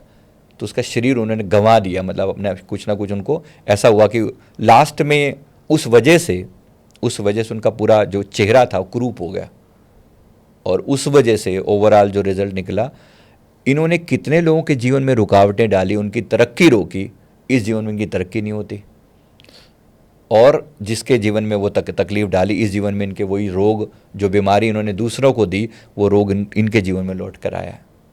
कर्म सिद्धांत कैसे काम करता है, और क्या कर्म सिद्धांतों को या फिर अपने कर्माज को क्या हम इम्प्रूव कर सकते हैं, बदल सकते हैं, या फिर जो हमारे लिए कर्मों के आधार पर जो हमारे लिए तय हुआ है, क्या हम उसमें कुछ चेंजेस कर सकते हैं अपने नए कर्मों के द्वारा? डेफिनेटली। देखो, एक सबसे पहले क्या होता है ना, कर्म जो होता है ना, कर्म, कोई भी कर्म परमात्मा हमें चांस देता है, वो तुरंत एकदम से रिजल्ट नहीं देता है ना। बहुत से लोगों को लगता है कि भाई मैंने आज कर्म किया तो तुरंत रिजल्ट मिल जाएगा। तुरंत नहीं मिलता रिजल्ट, उसको थोड़ा टाइम लगता है मैच्योर होने में। परमात्मा भी देखता है कि शायद ये बंदा सुधर जाए, इसने गलती तो करी है लेकिन शायद ये सुधर भी सकता है, ऐसा हमें थोड़ा मैच्योर होने का टाइम दिया जाता है। पर अगर व्यक्ति कोई ना सुधरे तो फिर उसकी सज़ा भी निर्धारित है। तो इसको थोड़ा, अब कोई व्यक्ति कर्म कर रहा है और कभी माफ़ी भी नहीं मांग रहा उस बात के लिए, कभी उसको रियलाइज़ ही नहीं हो रहा कि मैं बुरा कर्म कर रहा हूँ, है ना, तो एक समय के बाद उसको रियलाइज़, उसका हिसाब किताब उसको देना पड़ता है। जैसे कई बार लोग बहुत मेहनत करते हैं, बहुत ईमानदार भी हैं, लेकिन उसके बाद भी है ना वो सक्सेसफुल नहीं हो पाते हैं, अपनी लाइफ को जैसे जीना चाहते हैं उसके लिए हमेशा स्ट्रगल करते रहते हैं। राइट। उनको मनचाही नौकरी नहीं मिलती, या फिर नौकरी भी मिल जाती है तो कईयों को क्या कि घर से बीवी चीट कर रही है या किसी का पति चीट कर रहा है, सब कुछ होते हुए भी वो एक अधूरापन सा महसूस करते हैं। राइट। तो क्या ये भी कर्मों के फल हैं? किस तरह के इन्होंने फल किए, कर्म किए होंगे पिछले जन्म में, जो इनको इस समय ऐसा मिल रहा है? देखो, कर्म का जो बेस है ना, वो काफ़ी मतलब कर्म का जो सिद्धांत है ना, जिस टाइप का कर्म है ना, बिल्कुल ठीक वैसा विपरीत कर्म हमने आज जितना फल भुगत रहे हैं, कहीं ना कहीं हमने वो विपरीत कर्म अवश्य किया होगा लोगों की ज़िंदगी में। जैसे मैंने अभी आपको एग्जाम्पल दिया उसका, है ना, वो डांसर थी, वो दूसरों के रास्ते में रुकावट पैदा करना। देखो, आप तरक्की करो, इसमें प्रकृति को कोई आपसे एतराज़ नहीं है, आप खूब तरक्की करो, कोई दिक्कत नहीं है। लेकिन जब आप अपनी तरक्की को दूसरों से कंपेयर करने लगो और अपनी किसी और की तरक्की के रास्ते में रुकावट डालने लगो, तो डेफिनेटली इस जीवन में आपकी तरक्की रुकेगी। जाहिर सी बात है, किस किस को हमने तकलीफें नहीं दी होंगी पिछले जन्मों में ना। आज हम इतनी अवेकनिंग के बावजूद, मैं आपके दर्शकों से पूछना चाहता हूं कि देखो, इतनी अवेकनिंग के बावजूद क्या हमसे गलतियां नहीं हुई? क्या आपसे गलतियां नहीं हुई हैं? एक एक चीज़ में हम इतनी हमें पता ही नहीं चलता, कर्मों के बारे में अवेयरनेस ही नहीं है कि हम कितने बड़े बड़े गुनाह कर जाते हैं। जब उसका रिजल्ट निकलने लगता है तो हम उसके बारे में फिर दुखी होते हैं, परेशान होते हैं। राइट। मैं कहता हूँ हर एक बीमारी, छोटे से छोटी बीमारी हो जाए, मेंटल स्थिति है, पार्टनर को चीट करने वाले जो आप बात कर रहे हो, बच्चे ना होना, या सब भी जितनी भी समस्याएं थे, कहीं ना कहीं डीपली हमारे कर्मों से कोरिलेटेड हैं। मेरे पास एक कपल आया, उनके बच्चे नहीं हो रहे थे जी। तो उन्होंने कहा कि मतलब अच्छा खासा कपल है, दोनों का आपस में भाव प्यार अच्छा है, लेकिन कहा कि बिल्कुल मतलब बेबी नहीं है, और लेडी को ख़ास तौर पे बहुत ब्लीडिंग होती है, मतलब उनकी जो टाइम होता है उनमें बहुत ब्लीडिंग ज़्यादा होती है। तो उसने कहा, मैंने कहा कि और सारे doctor they are well to do, मतलब ठीक ठाक पैसा है, लेकिन पैसा लगाने के बावजूद भी बीमारी सोल्व नहीं होके दे रही। सब बड़े से बड़े डॉक्टर रेफर कर लिए। अब ये देखो, अब कुछ तो कर्मा होगा ना कि डॉक्टर भी पकड़ नहीं पा रहे हैं। आप सोचो, मेडिकल साइंस सारी इतनी डेवलप होकर भी। तो हमने उसका कर्मा चेक करके देखा तो पता चला कि ये जो हस्बैंड और वाइफ ये जो है ना, ये दोनों पिछले जीवन में दोनों फ्रेंड हुआ करते थे जी। मतलब दोनों दोस्त थे, दोनों मेल थे। और इनमें से जो वाइफ है, जो आज वाइफ है, ये किसी रिच घर का, मतलब ये वो था, साहूकार का बेटा था, और ये उसका दोस्त था जी। अब ये लोग अपने फार्म हाउस टाइप का, इनकी कोई जगह थी, वहाँ पर ये लोग अपना एंजॉय करते थे शाम के टाइम, दारू वारू जैसी इनकी वो सब। तो वहाँ पर उस दिन बाई चांस कोई लेडी जो है, प्रेग्नेंट लेडी थी, वो घास वास काटती हुई, वो लास्ट में वो रह गई, सब उसके साथ ही निकल गए, वो पीछे रह गई। तो इन लोगों ने उसको देख के इनका नीयत खराब हुई और उन्होंने उसके साथ बुरा वो कर्म किया। और अब सोचो, अकेली वो स्त्री और उसको ये दोनों जो है उन्होंने किया, और उसके साथ फिर अब उस स्त्री को जो उसके साथ जो बीती, वो इतनी तकलीफ़ में थी। जाहिर सी बात है, उसका पेट में वो गर्भवती थी, बिल्कुल। उसके पेट में बच्चा था, वो मर गया। प्लस इसके साथ इन्होंने सारा इल्ज़ाम भी उसके ऊपर लगा दिया कि भाई यही दोषी है, हम तो क्योंकि अमीर थे तो जाहिर सी बात है समाज अमीरों का, तो उन्होंने उठा के सारा दोष भी उसी को बैठा दिया। कुछ समय के बाद उस स्त्री ने आत्महत्या कर ली, जो जिसको इन्होंने वो किया था, उस समय तो नहीं, बाद में। अब सोचो वो ये जो घटना का जो परिणाम है, इस जीवन में परमात्मा ने जो ये मेल था ना, इसको फीमेल बना दिया। जिसने प्रोएक्टिवली किया, वो किया था उसने, दूसरे बंदे ने ख्याल रखा था, मतलब कि कोई और आए ना इस टाइप का, मतलब भागीदार वो भी था। तो उसको इसका पति बना दिया, और वो जो मेन था उसको पत्नी बना दिया। अब वो पत्नी वही दर्द झेल रही है जो उस स्त्री ने झेला होगा उस समय में। उसने कहा कि उसका पीरियड्स का पेन महीनों तक नहीं जाके देता, मतलब this is what she was telling. तकलीफ दी थी, जैसी तकलीफ दी थी वैसी तकलीफ वो पा रही है, वैसी ही पीड़ा, वैसा ही दर्द पा रही है। दूसरा, रही बात बच्चे की, बच्चा कहाँ डिजर्व करते हो तुमने, किसी का गर्भ तो वैसे ही मार रहा, कहाँ डिजर्व करते हो। अब मेरे से आके फिर बाद में रोने लगे जब उनको ये रियलाइज़ हुआ, क्योंकि अभी तक वो दोष दिए जा रहे थे, हे भगवान तूने इतना अन्याय क्यों किया। अब कर्म का सिद्धांत सीधा सीधा आपके सामने आके रख देता, अभी भगवान इसमें बेचारा क्या करे बताओ, भगवान का क्या रहो, भगवान ही बैठ के सोच रहे होगे भाई काहे मेरे को दोष दे रहे हो, हरकतें तुम करो उल्टी सीधी। परमात्मा के साथ जो मैंने देखा है कि ये क्या है कि जो भी कर्म जैसा किया ना, उसकी जिसके साथ किया, जो विक्टिम है, जो दर्द झेला है ना जिसने, एक दिन आपको उस दर्द झेलने वाले की स्थिति में लाके खड़ा कर दिया जाएगा कि उसने कितना दर्द झेला है। जब तक आप खुद वहां नहीं जाओगे ना, तब तक आपको दर्द नहीं पता चलता। मतलब अगर आप किसी माँ को तकलीफ देते तो आपको उस माँ की वो तकलीफ से आपको गुजरना ही पड़ेगा, डेफिनेटली गुजरना पड़ेगा। अभी आजकल हमें बहुत सारा, मतलब सोशल मीडिया पे भी, और सबसे ज़्यादा जो घटनाएं लोगों को अचंभित कर रही हैं और लोग रिलेट कर पा रहे हैं कि कहीं प्रेमिका प्रेमी को मार रही है, कहीं पत्नी पति को मार रही है किसी प्रेमी के लिए। और अभी कुछ दिन पहले तो एक घटना हुई थी कि एक कपल नई शादी हुई और हनीमून पे गए, सोनम और राजा, अगर आपने सुना हो। तो क्या ये किस तरह के कर्म है कि एक व्यक्ति जिसका लड़की से कोई संबंध नहीं है, वो उसके जीवन में आता है, विवाह करता है, दोनों घूमने जाते हैं और वहाँ पे वो उसको ख़त्म कर देती है। तो ये किस तरह के कर्म हो सकते हैं? कर्म कैसे भी आप सोचिए ना, देखो एक व्यक्ति, कोई आज हम जिस लेडी को वो कह रहे हैं कि वो बुरी है, कभी ना कभी किसी ना किसी फॉर्म में हो सकता है उसने सप्रेशन झेला होगा, या जिसके जो आज दर्द, जो आज हमें कह रहे, हमें लग रहा है कि वो विक्टिम बना, कभी इसने किसी को विक्टिम बनाया हुआ हो सकता है। इस बात के पूरे चांसेस हैं, क्योंकि हमें कहानी का सिर्फ एक रुख पता चलता है। जब हम किसी भी चीज़ को बार बार दबाते ही चले जाते हैं, किसी को दुख देते ही चले जाते हैं, एक समय के बाद वो रिटेलिएट करता है, एक समय के बाद वो चीज़ रिवर्ट बैक करती है। तो जैसे अगर हम अतीत में जाके देखें तो जो वुमन है या नारी शक्ति है, वो एक लंबे समय तक सप्रेस रही है। तो क्या आने वाले समय में हमें ये घटनाएं और देखने को मिलेंगी कि नारी के द्वारा पुरुषों की प्रताड़ना जो है वो और चरम पे जाने वाली? यस, इस बात की संभावना काफ़ी ज़्यादा है इस बात की संभावना। जब सप्रेशन हुआ है, उसका ऑपरेशन यानी स्प्रिंग को जब भी प्रेस किया गया ना, जब भी टाइम आएगा, स्प्रिंग ऐसे उछल के वापस जाएगा उस स्थिति के अंदर, और वो चीज़ें बिल्कुल रिवर्स होकर देखने को मिलेंगी।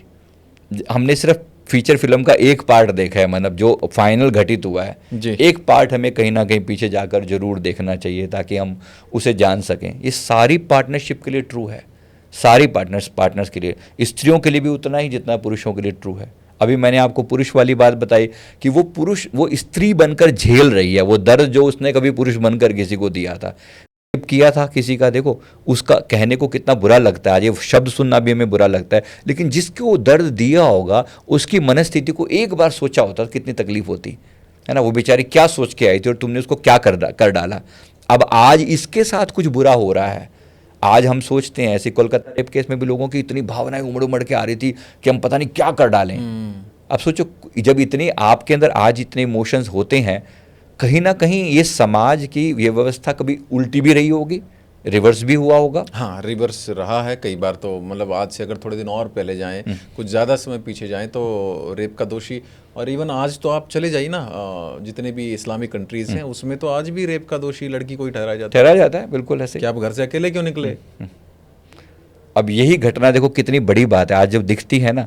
आप जानते हैं जो जो अहमदाबाद प्लेन क्रैश की बात भी है, मैं यहाँ पर भी थोड़ा सा आपका जी। ध्यान लाना चाहूँगा, क्योंकि लोगों के मन में आया था कि इतने सारे लोग कैसे, हाँ। कैसे लोग एक साथ, मतलब 270 के करीब जो लोग हैं वो इतने सारे लोगों एक साथ क्या गुनाह किया था इन्होंने। एक साथ क्या गुनाह किया था, और पूरे प्लेन क्रैश में एक व्यक्ति एक व्यक्ति का बचना, एक व्यक्ति का बचना, मतलब चलो मान लेते हैं एक साथ बहुत सारे लोग इकट्ठे हुए, या फिर ये किस तरह के कर्म हो सकते हैं कि एक साथ एक इतने सारे लोगों की ऐसी दर्दनाक मतलब स्थिति में उनका इस दुनिया मैं को आपको छोड़ना। बिल्कुल बिल्कुल और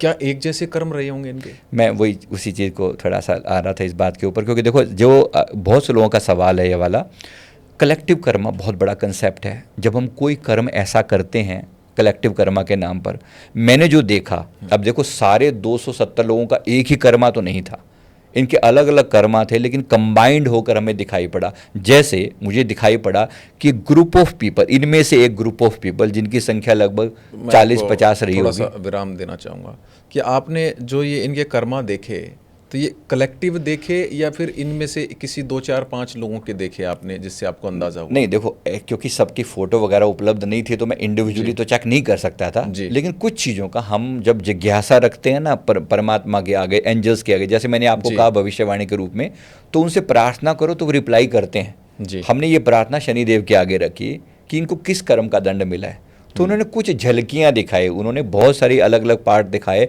कि देखो ये एक टाइप के कर्म थे। अब मैं एक एग्जांपल बताता हूँ। एक जन्म में ऐसा मुझे दिखाया गया, ये शनिदेव जी की तरफ से उन्होंने दिखाया कि कुछ लोग हैं गांव की एक स्त्री को वो विच बोलते हैं, मतलब वो मतलब जैसे मतलब गांव में कई बार बोल देते हैं चुड़ैल टाइप, उसको चुड़ैल बोल देते एक हैं, वर्ड यूज करते हैं डायन टाइप का, कि ये ना मनहूस है, मनहूस ये हमारे गांव के लिए मनहूस है, पनौती बोल देते हैं। हाँ, पनौती, मनहूस, पनौती, ये सारे वर्ड यूज किए जाते हैं। अब देखो कुछ ये लगभग मुझे दिखाया गया ऐसा कि करीब करीब कुछ 70-80 लोग थे। इन 70-80 लोगों ने, सब ने एक तरीके से, कि हमारे गांव में बारिश कुछ नहीं हो रही, कुछ ऐसा कुछ था कि अगर हम इस मनहूस को यहाँ से हटा दें। कोई स्त्री थी गांव की जो विधवा थी, विधवाओं को वैसे भी हमारे यहाँ पर बहुत कम देखा जाता था, दर्जा दिया जाता था, तो उसका कोई केयर टेकर नहीं था। अब सबने देखा कि किसी ना किसी को तो मतलब अपने कर्म हमारे भुगत सारे रहे हैं, लेकिन किसी ना किसी को दोष दे के कोई आया, कोई अरा गरा किसी तांत्रिक ने बोल दिया कि ये पनौती है, इसको मार डालो। अब इन्होंने क्या किया, सबने मिलकर एक स्त्री को टारगेट किया और सबने उसके ऊपर पेट्रोल, जो भी उस समय तेल वेल जो भी होता था, उसको छिड़क के उसको मार डाला। अब सोचो इतने सारे लोग, 70-80 लोग ने एक स्त्री को मिल के मारा। उसकी मरते समय कितनी बद्दुआएं निकली होंगी, जबकि उसका दोष नहीं था कोई भी। आप किसी को पनौती कह रहे हो, कौन होते हो आप पनौती कहने वाले? अपने आप को बचाने की कोई सिचुएशन भी नहीं। हाँ, अब सोचो, अब ये इतने सारे लोगों ने जब उसको मारा, प्रकृति का, अब देखो जब समय आया, अभी इतने सारे लोग रही होगी, इतने सारे लोग घेर के खड़े हैं, तो कहीं भाग भी नहीं पा रही है, मतलब उसके सारे रास्ते बंद हैं। हाँ, अब ये देखो इसका, अब ये प्लेन में जो घटना घटी, मैं देखो कितना दुख होता है, मैं कान पकड़ के बोल रहा हूँ, भगवान ना करे स्थिति किसी को देखनी पड़े, पर सोचो एक sudden out of just 5 second के अंदर, 10 सेकंड के अंदर आपका पूरा शरीर जो है ना, कितने डिग्री टेम्परेचर गया होगा, जब 1.5 लाख 1.25 लाख लीटर तेल जो है ना सामने ऐसे बर्न हुआ है, शरीर कैसे बचा होगा, क्या रहा होगा, क्या कितना रहा होगा। और दूसरी बात कि आपके पास भी वही सिचुएशन है कि आप यहाँ से भाग नहीं सकते, कुछ नहीं कर सकते, आप सिर्फ अपनी मौत को सिर्फ देख सकते हो। इतने अगर जैसा आपने देखा, अगर मैं उसको कोरिलेट करें, हाँ, तो कोरिलेट करूं तो उस स्त्री को इन्होंने भागने नहीं दिया, चारों तरफ से घेर के खड़े हैं। देखो प्रकृति का कैसा खेल है। हाँ, अब देखो वो खुद रिस्पॉन्सिबल होती हैं। कभी कभी ऐसा होता है, प्रकृति देखती है ना कि आपने किया था। अब ऐसे कई और सीन दिखाए गए, कि और भी, मतलब अगर प्लेन क्रैश की बात करें तो कुछ लोग ऐसे भी इसमें मतलब मारे गए, ईश्वर उनकी आत्मा को शांति दे, राइट, तो जो प्लेन में थे ही नहीं, राइट। अब किसी ना किसी रूप में देखो, ये भी चाहे कुछ भी घटना घटी, मृत्यु कहीं ना कहीं किसी ना किसी रूप में विकराल रूप में लेकर आई है ना। सोचने की बात यह है कि वो कौन सा कर्मा था कि इतने सारे लोगों को एक साथ जीवन गंवाना पड़ा। है ना, दुखद है, बहुत पीड़ादायक है। बहुत पीड़ादायक है। लेकिन कहीं ना कहीं कर्मा बहुत बड़ा रोल प्ले करता है, बहुत बड़ा रोल प्ले करता है। ये छोटी छोटी बातें इतनी आसान नहीं है, इसको थोड़ा सा अगर अब्जॉर्ब कर पाए ना। तो कोई और एक उदाहरण देके मेरे को समझा, मतलब हमें समझा सकते हैं कि कर्म का ये सबसे सटीक उदाहरण है कि इन्होंने ऐसा किया था और बाद में इनके साथ ऐसा हुआ। देखो, एक स्त्री का ऐसा ही एक लेडी हमारे पास आके अभी बोलती है कि मेरे जीवन में रिश्ते आते हैं, सारे रिश्ते चीट करने वाले आते हैं, मेरे शरीर का यूज़ करने का वो करते हैं कि भाई मेरे शरीर का फ़ायदा उठा लें। वो कोई रिश्ता गिविंग वाला, निभाने वाला नहीं है। मतलब मुझे पति के रूप में कोई नहीं अपनाना चाहता, पत्नी के रूप में मतलब अपनाना लोग चाहता, आते सिर्फ हैं मेरे जीवन शरीर का इस्तेमाल करना चाहते लोग हैं। आते हैं जीवन में, लिव इन में रहते हैं या फ्रेंडशिप में, हाँ, जैसे भी वो हैं, रहना चाहते हैं बार बार। हाँ, लेकिन जीवन साथी कोई नहीं बनना कमिटमेंट कोई नहीं देना चाहता। अब इसका रिजल्ट देखो, इसने कहा कि एक नहीं दो नहीं, उसने टोटल बताया कि टोटल 26 के करीब ऐसे लोग आए, ऐसे रिश्ते आए जिन्होंने केवल शरीर को अप्रोच करना चाहा। अब बड़ी दुखद है बात, मैं कह रहा हूँ तो किसी को, मतलब किसी को कोई कोरिलेट कर सकता है तो उसको बड़ी पीड़ा भी हो सकती है। एग्जाम्पल दे रहा हूँ तो इसलिए बता रहा हूँ, क्रूड एग्जाम्पल है, क्योंकि तकलीफ जब तक समझ में नहीं आती ना, कर्मा तब तक पल्ले नहीं पड़ता हमारे। अब इस स्त्री का जब हमने पास्ट देखा तो हमने देखा कि ये जो स्त्री है, ये पिछले जीवन में एक काउबॉय टाइप की थी। यूरोप में इसका जन्म हुआ था। काउबॉय का मतलब वो अच्छा खासा, मतलब हट्टा कट्टा सुंदर शरीर है। हाँ, और हाँ, तो बिल्कुल ऐसा व्यक्ति जो बिल्कुल सबको अट्रैक्ट कर ले, ऐसा शरीर अच्छा खासा है, सुंदर है, और अब वो मेल फॉर्म में, जाहिर सी बात है सारी लड़कियां इसकी ओर अट्रैक्ट होती हैं। जहाँ जाता है लड़कियों का आसपास में वो घूमती रहती हैं।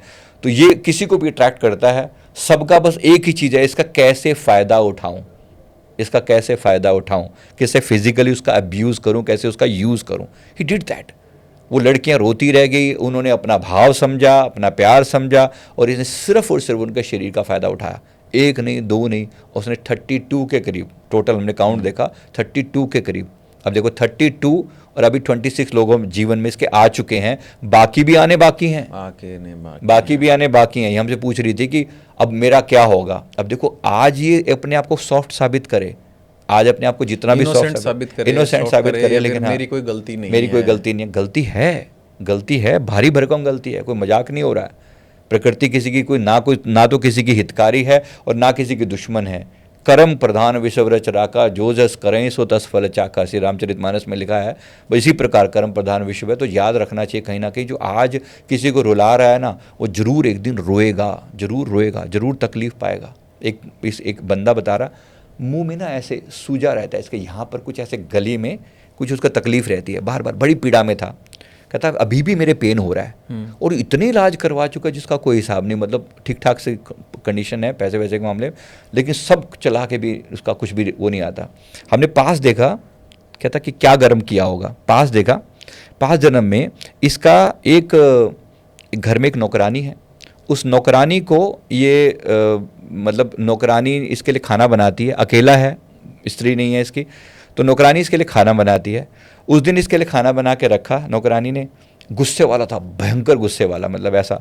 तो अब उसका बच्चा जो है, नौकरानी का बेटा जो है, कहीं से कुछ बच्चा कहीं से घूम फिर के आया, भूख लगी थी बच्चे को, तो इसने कहा कि बेटा रुक जाए, तो ये आया नहीं था, तो वो खाना जो इसके नाम का बना पड़ा था इसने अपने बच्चे को खिला दिया। उसकी भी चलो गलती बेचारे, लेकिन माँ का दिल क्या करे, भूखा बच्चा सामने, तो माँ से रहा नहीं गया, उसको खाना खिला दिया। ये आया, इतनी बुरी तरह से चिल्लाया, नोट किया, चिल्लाया, चलो चिल्लाने तक की बात थी। डंडा पड़ा हुआ था, डंडा लेके उसको मारना शुरू कर दिया अपने उस स्त्री को। फिर लेके वो डंडा ने उसके मुंह में डाल दिया, यही खाया था ना, तेरे बच्चे ने खाया था ना, उसके मुंह में डाल दिया। मुंह में डाल के फाइनली जो है जोर से घुमा दिया, मर गई वो स्त्री। अब वो जो पेन उसको दिया था, वो जो दर्द दिया था, अब बच जाएगा क्या? प्रकृति छोड़ेगी नहीं। ये सारा एरिया इसका ऐसा सूजा रहता है, कहता जो मर्जी कर लो। पता है कोई बीमारी का नाम भी बता रहा था, ये होती है वो होती है, कुछ भी नाम रहा होगा। मैं इंपॉर्टेंट ये था कि जो दर्द जैसा दिया था, आज बिल्कुल हूबहू वही दर्द पा रहा है, और इलाज भी नहीं है। जो मर्जी कर ले। हमसे पूछता है क्या करें, देखो अब करें क्या। पहली चीज मैं भी आपसे ही पूछने वाला था कि क्या कर्म जो हमने कर दिए हैं उनको भुगतना तो तय है, ये हमारी सनातन धर्म में कहा गया है, ये प्रकृति कहती है, लेकिन क्या उनको काटा जा सकता है? या कोई निवारण से अपने कर्मों का जो फल है, जो जितना आपका भयंकर होने वाला है, उसको कम या पीड़ाएं कम की जा सकती हैं या ख़त्म की जा सकती हैं? डेफिनेटली, देखो प्रकृति का खेल है। मैंने इस बुक में पूरा विस्तार से चर्चा कर रखी है। अगर किसी को भी पढ़नी हो, कर्मों की खेती के नाम से बुक जो है अमेज़ोन पर भी उपलब्ध है। आप इसको ले भी सकते हैं, ई बुक के रूप में भी है, फिजिकल हार्ड कॉपी भी आप इसको ले सकते हैं। इसमें मैंने करीब 80 के करीब टोटल स्टोरीज डाली हैं कर्मों के बारे में, और बहुत विस्तार से। अब इसमें क्या है कि जो ख़ास तौर पे बहुत सस्ती सी बहुत चीज़ है, लेकिन मेरी पूरी ज़िंदगी का अनुभव है। मैंने लगभग 30,000 से ज़्यादा लोगों के पास लाइफ किए हैं अप्रोक्सीमेटली, और इसमें से केवल 30,000 लोगों के? 30,000। कोरोना टाइम के बाद तो ये चीज़ और मल्टीप्लाई हुई। लोगों की डिमांड इतनी आती है, लोग पूछना चाहते हैं मेरी ज़िंदगी में तकलीफ़ है तो क्यों है। तो हम करते भी हैं, फिजिकली भी होता है और ये ऑनलाइन भी होता है, पॉसिबल होता है। तो अभी जो हम बात कर रहे थे, है ना, तो जब कोई व्यक्ति जो जैसा कर्म हमने किया होता है, उस कर्म का जब आप तकलीफ में आए हो, परमात्मा का हमसे क्या होता है, मतलब कोई बच्चा मान लो गलती कराया, तो पहली चीज़ क्या होती है, सबसे पहले उस गलती के लिए माफ़ी मांगे जी, है ना। कुछ भी किया है कि उसमें क्या होती है, माफ़ी प्रार्थना बोलते हैं, कार्मिक माफ़ी प्रार्थना। मतलब अपने कर्मों का ये जानना कि ये मैंने गलत किया, हाँ गलत किया है, उसको महसूस करना ही मतलब आधी चीज़ का सॉल्यूशन है। बिल्कुल, है ना। कहते हैं डायग्नोस अगर अच्छे से हो जाए तो आधी बीमारी कट जाती है। राइट। तो ये इसमें सिंपली एक प्रेयर की जाती है कि मन से, वचन से, कर्म से, इस जीवन में या पिछले किसी जीवन में अगर मैंने कोई ऐसा काम किया है जिसकी वजह से मुझे ये तकलीफ हो रही है, तो मैं अपने प्रभु से, मैं परमात्मा से इस बात के लिए माफ़ी मांगता हूँ। और अगर वो आत्मा, कोई आत्मा जिसके प्रति मैंने बुरा किया, अगर वो मेरे भाव उस तक पहुँच रहे हैं, तो मैं उस आत्मा से माफ़ी मांगता हूँ। इसको हम कार्मिक माफ़ी प्रार्थना बोलते हैं। ये कार्मिक माफ़ी प्रार्थना जो व्यक्ति भी दिल से करता है, मतलब 5-10 मिनट के उस सिचुएशन को फील करते हुए, चलो हो सकता है भी सब लोग अपना पास्ट लाइफ नहीं देखना चाहते होंगे, मैं भी नहीं चाहता कि लोग बिना बात के अपने पास्ट में जाएं, लेकिन अगर आपको लग रहा है कि कुछ आपको हॉन्ट किए जा रही है और आपको सोल्यूशन मिल ही नहीं रहा, प्लीज़ गेट इट डन। एक तो ये है। दूसरा, माफ़ी प्रार्थना पहली चीज़ है। दूसरा, उस कर्म को रिवर्स कीजिए। आपके लिए जितना पॉसिबल हो सके, जो आप उसके लिए कर सकते हैं वो कीजिए, मतलब जहाँ तक हो सकता है ना, वो कीजिए। मैं किसी का आपको बता रहा हूँ, जैसे कर्मा उसी के जीवन में एक गोल भी बन जाता है कुछ लोगों का, है ना, एक जीवन का गोल भी उसी से कोरिलेट हो जाता है। तीसरा, परमात्मा के नाम का जाप कीजिए ना। प्रभु के नाम में वो ताकत है, परमात्मा के नाम में वो ताकत है कि किसी भी तरह से जितने भी पाप किए हों, कोट अघ नसावन कहा जाता है परमात्मा के नाम को। कोट अघ का मतलब होता है पाप, करोड़ों पाप नाश करने वाला परमात्मा का दिव्य नाम है। तो नाम का जाप करके अपने आत्मा का कल्याण करने का प्रयास कीजिए, है ना, तो जितना अपने से हो पड़े। क्या श्राप या फिर आप क्रश मतलब मानते हैं कि कर्स चीज़ें होती हैं, या फिर किसी का श्राप इतना पावरफुल होता है कि वो बड़ी से बड़ी चीज़ों को हिला के रख देता है? डेफिनेटली कर्स भी चीज़ होती है। कर्स का मतलब वही है, एक टाइप का कर्म ही तो है ना। जब आपने किसी के प्रति कोई इतना जघन्य अपराध किया, जैसे मैंने आपको अभी एग्जांपल दिया, जैसे हम मतलब टीवी सीरियल्स या वगैरह में देखते हैं कि किसी ने किसी को श्राप दे दिया बोल के, लेकिन कई बार ऐसा होता है कि सामने वाला कुछ बोल नहीं पाता है, बट उसके बाद भी उसका इम्पैक्ट जो है, कई लोग 2 पीढ़ी 3 पीढ़ी बाद भी ऐसा बोलते हैं कि देखो इसने ऐसा किया था। जैसे बुजुर्गों से कोई कहानी सुनते हैं, किसी की सिचुएशन को हम देखते हैं, कहते हैं कि इसने भी बहुत बुरे कर रखे हैं, बुरे कर रखे हैं। सही बात है, बिल्कुल कर रखे हैं। और सबका हिसाब का, चाहे वो बोले या ना बोले, सबका भुगतान करना पड़ता है। श्राप होता है, बिल्कुल होता है, बिल्कुल होता है, पीड़ा भुगतनी पड़ती है। मैं एक एग्जांपल देता हूँ। मेरे पास एक परिवार आया। उस परिवार में सारे लोगों की ना स्किन जली हुई थी, मतलब स्किन पे कुछ ऐसे वो पड़ा हुआ था, सारा शरीर में कुछ ऐसी इरिटेशन थी। कहते सारे शरीर स्किन जली रहती है, इतना पीड़ा देती है जैसे जलन हो रही हो। और ये आनुवंशिक था। उन्होंने कहा कि हमारे मम्मी पापा को भी थी, फिर उनके बेटा जो था वो आया अपने मम्मी पापा को लेके, मम्मी पापा, फिर वो और अब उसके बच्चों को भी है। मतलब वो 3 पीढ़ी थी, 3 पीढ़ियाँ एक साथ हमारे सामने है कि सबको स्किन डिजीज है, सबके शरीर में जलन मचती है बुरी तरह से। तो उन 3 पीढ़ियों का ऐसा क्या मतलब रहा? हाँ, ये जानने की बात है ना, कितनी बड़ी चीज़ है। सोचो कि पूरी 3 पीढ़ियाँ भुगत रही हैं। फिर हमने जब देखा, हमने उसका पास्ट किया उनका, तो थोड़ा पीछे समझ में आया कि ये इनके जो अभी पिताजी हैं, मतलब जो व्यक्ति था उसके पिताजी, उसने कहा कि उनके दादाजी, उन्होंने उस समय की बात है, ये अब से लगभग 200 साल पहले की बात रही होगी। उस समय उनके घर में एक बहू शादी होकर आई, एक बेटी शादी होकर आई, और उसको उस समय भी दहेज प्रथा बहुत प्रचंड थी। इतना इतना इतना देना पड़ेगा, इतना देना पड़ेगा, उस टाइप का। और वो जो भी था वो नहीं दे पाए, जितना उनकी औकात थी उन्होंने दिया होगा, शायद वो जितना नहीं दे पाए।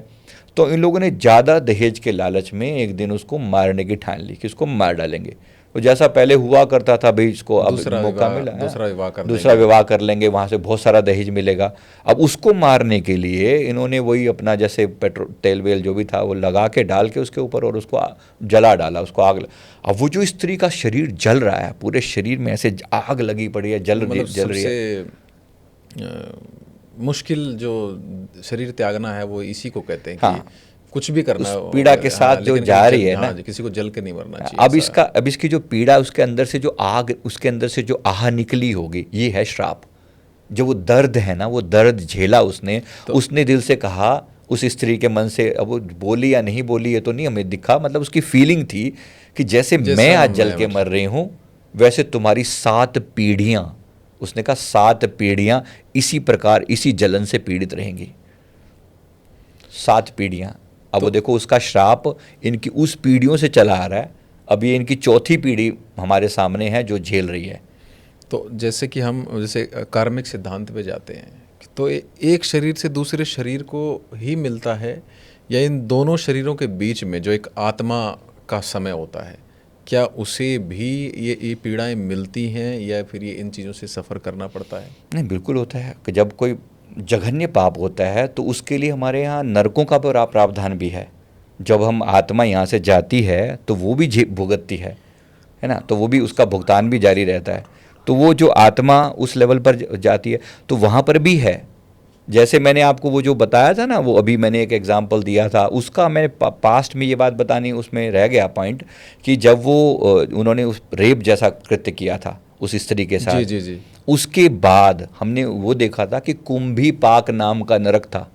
उन्होंने बताया, हमें ये आंसर मिला कि कुंभी पाक नाम के नरक में इनको कई सालों तक सड़ाया गया वहाँ पर, फिर उनका ये जन्म हुआ। कुंभी पाक कोई विशेष तरह का एक नरक है जहाँ पर आग में जला कर वो शरीर के ऊपर ना वो कोई गोला सा लपेट देते, गोला सा होता है वो लोहे का बना हुआ, उसके पूरे कीलें निकली होती हैं, उसके ऊपर लिटा के उसको मुदगर मारे जाते हैं। उसके ऊपर वो जो होते हैं यम के दूत जो है उसको मारते हैं।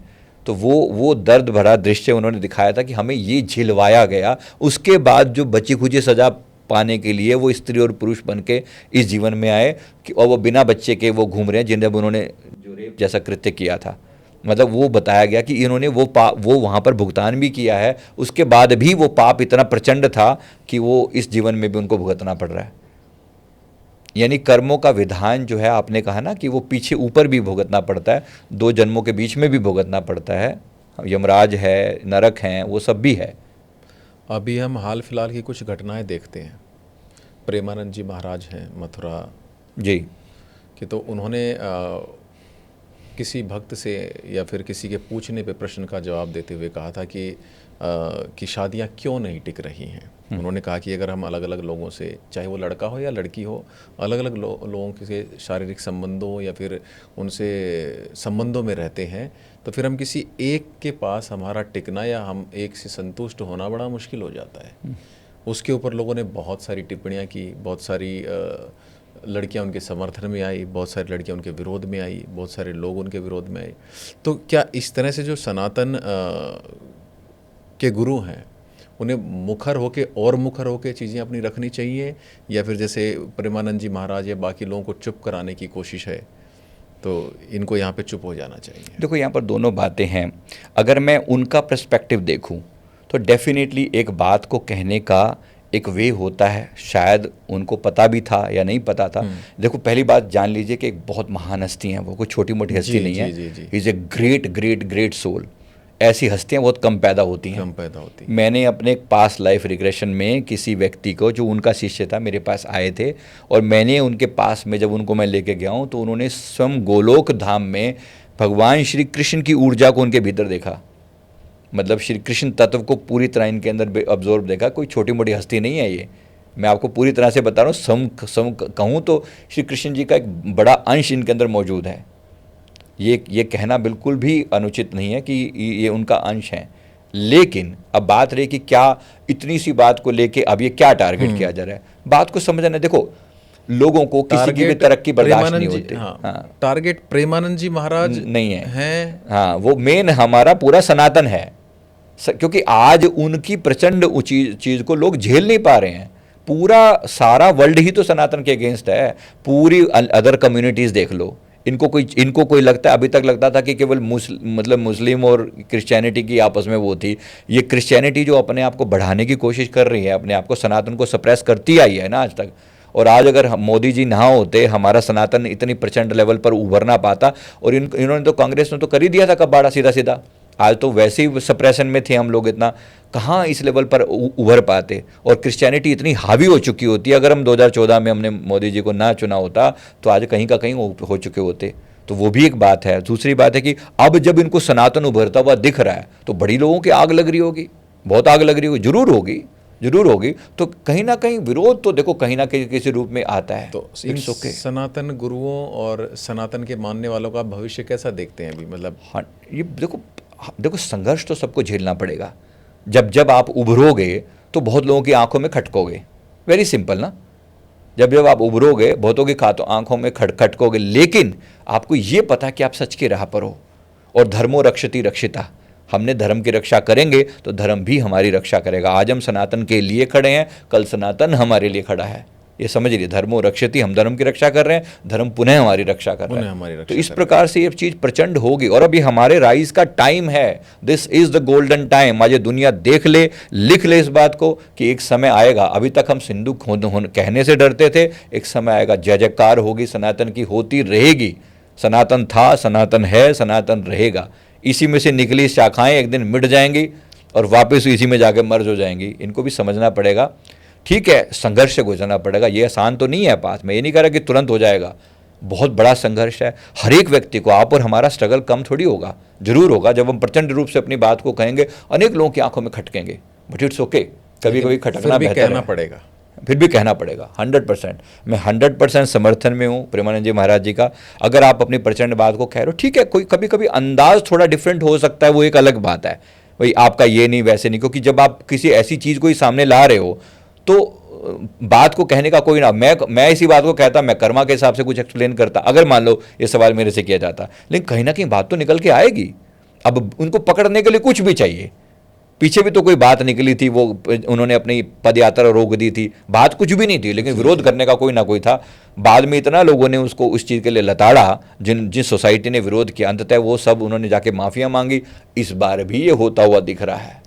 जैसे आप पिछले जन्म के मतलब कर्मों का आप प्रिडिक्शन उसके बेसिस पे देते हैं कि ऐसा क्यों हो रहा है, तो क्या जन्म से पूर्व, मतलब जब एक बच्चा गर्भ में आ जाता है, वो उसने जन्म भी नहीं लिया है और उसने आत्म रूप को भी त्याग दिया है, वो एक गर्भ के अंदर आ गया है, तो क्या उस समय भी बच्चे को संस्कार दिए जा सकते हैं?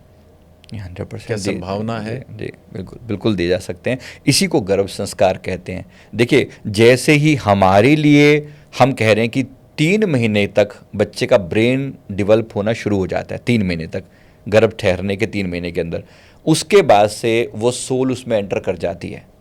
अगर सोल उसमें है तो वो एक जीवित गर्भ है, सीधी सी बात है। अगर जीवित गर्भ है तो हमारी बात को सुनता है, एक आत्मा के रूप में सुनता है पहले तो, धीरे धीरे वो डेवलप भी होता चला जाता है। माँ की हर एक फीलिंग को वो स्वीकार करता है, सुनता है। गर्भ संस्कार के ऊपर पूरी मैंने किताब लिखी है, पूरा विस्तार से इस पार्ट को एक्सप्लेन किया है। गर्भ में बच्चे ने जो संस्कार दिए जाते हैं वो सब वो सोल के अंदर तक पहुँचते हैं। माँ अगर सिंपली हाथ पेट पर हाथ रख के एक फीलिंग बोलती है कि तुम बहुत स्ट्रांग हो, तुम बहुत पावरफुल हो, तुम बहुत पावरफुल सोल हो, संसार की हर परिस्थिति का मुकाबला करने में तुम समर्थ हो, तो एक बच्चे को वो और एनर्जाइज कर रही है, पावर दे रही है। और जरूर कहना चाहिए हर माँ को ऐसा, जरूर कहना चाहिए कि बच्चे में संस्कार दिए जा सकते हैं, क्योंकि वो एक एज ए सोल वो चीज़ सुन रही है, वो आपके अंदर से कनेक्टेड है। कोई उदाहरण है, मतलब जिसके माध्यम से हम बता सकें कि हाँ गर्भ में भी संस्कार दिए जा सकते हैं, या वेदों में, पुराणों में, अतीत में कोई ऐसा उदाहरण रहा? उदाहरण तो अभिमन्यु का उदाहरण है ही सही। जब माँ के गर्भ में थे तो वो पूरा जो उसको वो जो चक्रव्यूह को काटने का जो पूरा ज्ञान था अर्जुन जब उनको दे रहे थे वो सारा उन्होंने सुना हुआ था। एक तो वो सभी के सामने वो एग्जाम्पल मौजूद है। इसी प्रकार से प्रहलाद का एग्जाम्पल था। हिरण्यकश्यप के गर्भ के कयाधु की माँ का नाम था। जब वो गर्भ में थे तो माँ कहने को राक्षस का गर्भ था। वो सोचिए, राक्षस की पत्नी कयाधु, कयाधु के गर्भ में प्रहलाद, राक्षस का गर्भ होने के बावजूद भी उनको माँ ने बचपन से नारद जी के कहने से संस्कार दिए कि श्रीमन नारायण का तुमने भजन करना है, ओम नमो भगवते वासुदेवाय का भजन करना है। वो लगातार अपने अपने बच्चे को संस्कार दिया करती थी कयाधु उनकी जो माँ थी। और बच्चा देखो कैसा पैदा हुआ, सोचने की बात है। वरना इतने बड़े राक्षस के घर में एक ऐसा धर्मात्मा का पैदा होना कोई मजाक थोड़ी है। जिनके नाम के साथ सदैव भगत लगाया जाता हाँ, भगत लगाया था, भगत प्रहलाद। इसी प्रकार से महारानी मदालसा हुई हैं हमारे यहाँ पर। महारानी मदालसा एक ऐसी ही महान चरित्रवान स्त्री थी जिन्होंने गर्भ से पहले अपने बच्चे को बता दिया था कि मेरा जो ये 4 पुत्र जन्मे थे, उन्होंने कहा कि मेरा पुत्र, पहले 3 पुत्रों को बोला कि ये ब्रह्म ऋषि होंगे। जन्म से पहले बोला कि मेरे यहाँ ब्रह्म ऋषि पैदा होंगे। एक चौथा जो होगा वो राज ऋषि पैदा होगा। और 3 जो महाप्रतापी ऋषि हुए, उनके तीनों जो पुत्र थे। और गर्भ में माँ बच्चे को संस्कार दे रही है। उसमें लिखा हुआ है हमारे शास्त्रों में, शुद्धो वसी बुद्धो वसी मुक्तो वसी करके वो संस्कार दिया करते कि पुत्र तुम शुद्ध हो, तुम पवित्र आत्मा हो, तुम स्ट्रांग हो। अब कोई कहे कि बच्चा तो सुन नहीं रहा, अरे सुन क्यों नहीं रहा? आर्नोल्ड, डॉक्टर आर्नोल्ड करके हैं, उनकी पूरी इसके बारे में रिसर्च है। एक वेबसाइट है birthpsychology.com, पूरी रिसर्च मैंने की हुई इस टॉपिक के ऊपर डिटेल में, कैसे बच्चे को जो संस्कार दिए जाते हैं, मंत्रों का जो जाप किया जाता है हमारे यहाँ पर, विशेष रूप से गर्भ मंत्रास होते हैं, उनको अगर जाप किया जाए तो वो पूरा उसका असर जो है बच्चे के ऊपर होता है। विशेष रूप से गायत्री मंत्र का जाप किया जाए। कुछ अच्छी किताबें पढ़ने का भी बोलते हैं, 100% जरूर पढ़नी चाहिए। संगीत सुनने का भी बोलते हैं। हाँ। तो ये मतलब उसकी जो गर्भ है उसकी सेहत और संस्कार दोनों में बिल्कुल। मैंने लगभग 2000 से ज़्यादा स्त्रियों के लिए, मतलब मैं माताओं बहनों जो बेटियां हमारे यहाँ पे आती हैं, उनके साथ हमने गर्भ संस्कार का ये जो हम उनको एक पैकेज के रूप में देते हैं, तो इस ज्ञान को हमने उनके साथ शेयर किया है। और बहुत ही डिसेंट बच्चों का जन्म हुआ है। ये अभी की बात है, हमारे होते हो तो चलो पुरानी बातें होगी ना, हमारे होते हमारी आंखों के सामने जो ऐसा एग्जाम्पल हमने देखा है। जैसे सनातन में कहा जाता है कि जीवन, ये तो सर्वज्ञ मतलब लोगों को पता है कि जिसका जन्म हुआ उसकी मृत्यु निश्चित है। और सनातन कहता है कि मृत्यु के बाद जीवन भी निश्चित है। लेकिन इस मृत्यु और जीवन के बीच का जो समय है जिसमें एक आत्मा रहती है, तो क्या ये सब उसके कर्मों के अकॉर्डिंग, कर्मों के हिसाब से उसको अगला जन्म मिलता है, या फिर आत्मा के पास कोई चॉइस होती है, या आत्मा के पास कहीं कुछ ऐसा अधिकार होता है कि वो ये चुनाव कर सके कि मुझे किस योनि में जाना है या अपने कर्म फल को मेरे को कहाँ भुगतना है? कुछ लिमिटेड चॉइस होती है। इस पर वो इस बात पर आधारित होती है कि इस आत्मा के पुण्य कितने हैं। अगर कोई संस्कारी आत्मा है, शुभ आत्मा है, अब उससे कुछ गलत हो भी गया जी, तो उसके बावजूद भी, मतलब आफ्टर लाइफ में जो करेंसी है ना, करेंसी का मतलब कि आपका जो धन है, वो धन आपके संस्कार हैं, धन आपका पुण्य है। यानी जहाँ जो आपने पुण्य किए ना, वो वहाँ जाकर आपका करेंसी बन गई। जो जैसे रिच आदमी के पास, रिच आदमी किसी दूसरे उसमें जाए तो उसके पास पूरी चॉइस होती है कि वो होटल में ठहरेगा, वो 5 स्टार में ठहरेगा कि 3 स्टार में, या जो भी करेगा उसके पास चॉइस है क्योंकि पैसा है। ठीक है, यहाँ चॉइस का मतलब क्या है, आपके पास, यानी जब आपके पास पुण्य है, वो एक तरीके से वो आपका धन है, तो आपके पुण्यों पर आधारित आपको आगे जगह दी जाती है, बेस्ड ऑन कि आपने कितने पुण्य कर रखे हैं। तो अगर आपके पास पुण्य हैं तो आपको चॉइस दी जा सकती है कि देखो ये कर्म है, आपका ये भुगतान करना है, इसके बेसिस पे आपको 1, 2, 3 इन जगहों पर जन्म आपका संभव है, और इनमें से आप जो चाहो वो जन्म ले सकते हो। जैसे मैं अपने जन्म का बताता हूँ, मेरा जन्म यहाँ होने से पहले इस धरती पर जो मुझे चॉइस दी गई थी, क्योंकि मैंने अपने टोटल 200 लाइफ्स देखे हैं पीछे जाकर, 200 जन्म मैं अपने पीछे जाकर देखे। जब मैं 30,000 लोगों के देख सकता हूँ तो अपने भी देखे होंगे। तो मैंने जो अपने जन्म देखे, उसमें जो इस जीवन की जो चॉइस थी, उसमें मुझे बताया जा रहा था, मेरे एक संस्कार ऐसे थे कि मेरा एक जन्म जापान में होना पेंडिंग था। जापान के लोगों के साथ मेरे काफ़ी सारे कर्मांश थे, तो वो एक जन्म पेंडिंग था। एक जन्म मेरा यहाँ इंडिया के हिसाब से था। तो मुझे चॉइस दी गई थी, इनमें से क्या मांगते हो, कि या इंडिया में रहकर जापान जाकर कर्मा निपटाओगे, या जापान में पैदा होगे और फिर एक समय के बाद इंडिया में आओ और फिर उसके बाद यहाँ बाकी का कर्म यहाँ निपटाओ, क्या चॉइस चाहोगे। तो मेरी चॉइस थी कि मेरे गुरुदेव जहाँ मुझे पहले मिले, मैं अपने गुरुदेव के साथ रहना चाहूँगा, चाहे मुझे कितनी भी गरीब, उन्होंने बताया कि अभाव में रहना पड़ेगा, गरीबी में जन्म होगा, ये सारी चीज़ें कंडीशन होगी, मंजूर है, गंदगी टाइप की जगह होगी, और सच में ऐसा ही है, जो परिस्थितियाँ मिली हैं बहुत ख़राब मिली, उन्होंने कहा कि मंजूर है, जो मर्जी हो जाए, लेकिन जो मेरे गुरुदेव का जो भाव है वो सबसे पहले जब ये रखा गया तो अकॉर्डिंगली वैसा जन्म मिला। तो सनातन का जैसे आप उदय बता रहे हैं, तो इस उदय के समय उदय सनातनियों से ही होना है, तो इसमें आप सनातनी को क्या संदेश देना चाहेंगे कि ये उदय का समय है, हमें किस किस चीज़ के लिए तैयार रहना चाहिए और कौन कौन से काम हमें करने चाहिए ताकि सनातन का और उदय हो और ये पूरे विश्व के कल्याण के लिए? ये सवाल बहुत इम्पोर्टेंट है और मैं सभी दर्शकों से एक बार हाथ जोड़ के निवेदन करूंगा, इस सवाल पर ज़रूर गौर करें। ये सवाल बहुत सुंदर है, बहुत इम्पोर्टेंट है, क्योंकि हम सब इससे जुड़े हुए हैं, इस भविष्य से, इस बात से हम जुड़े हुए हैं।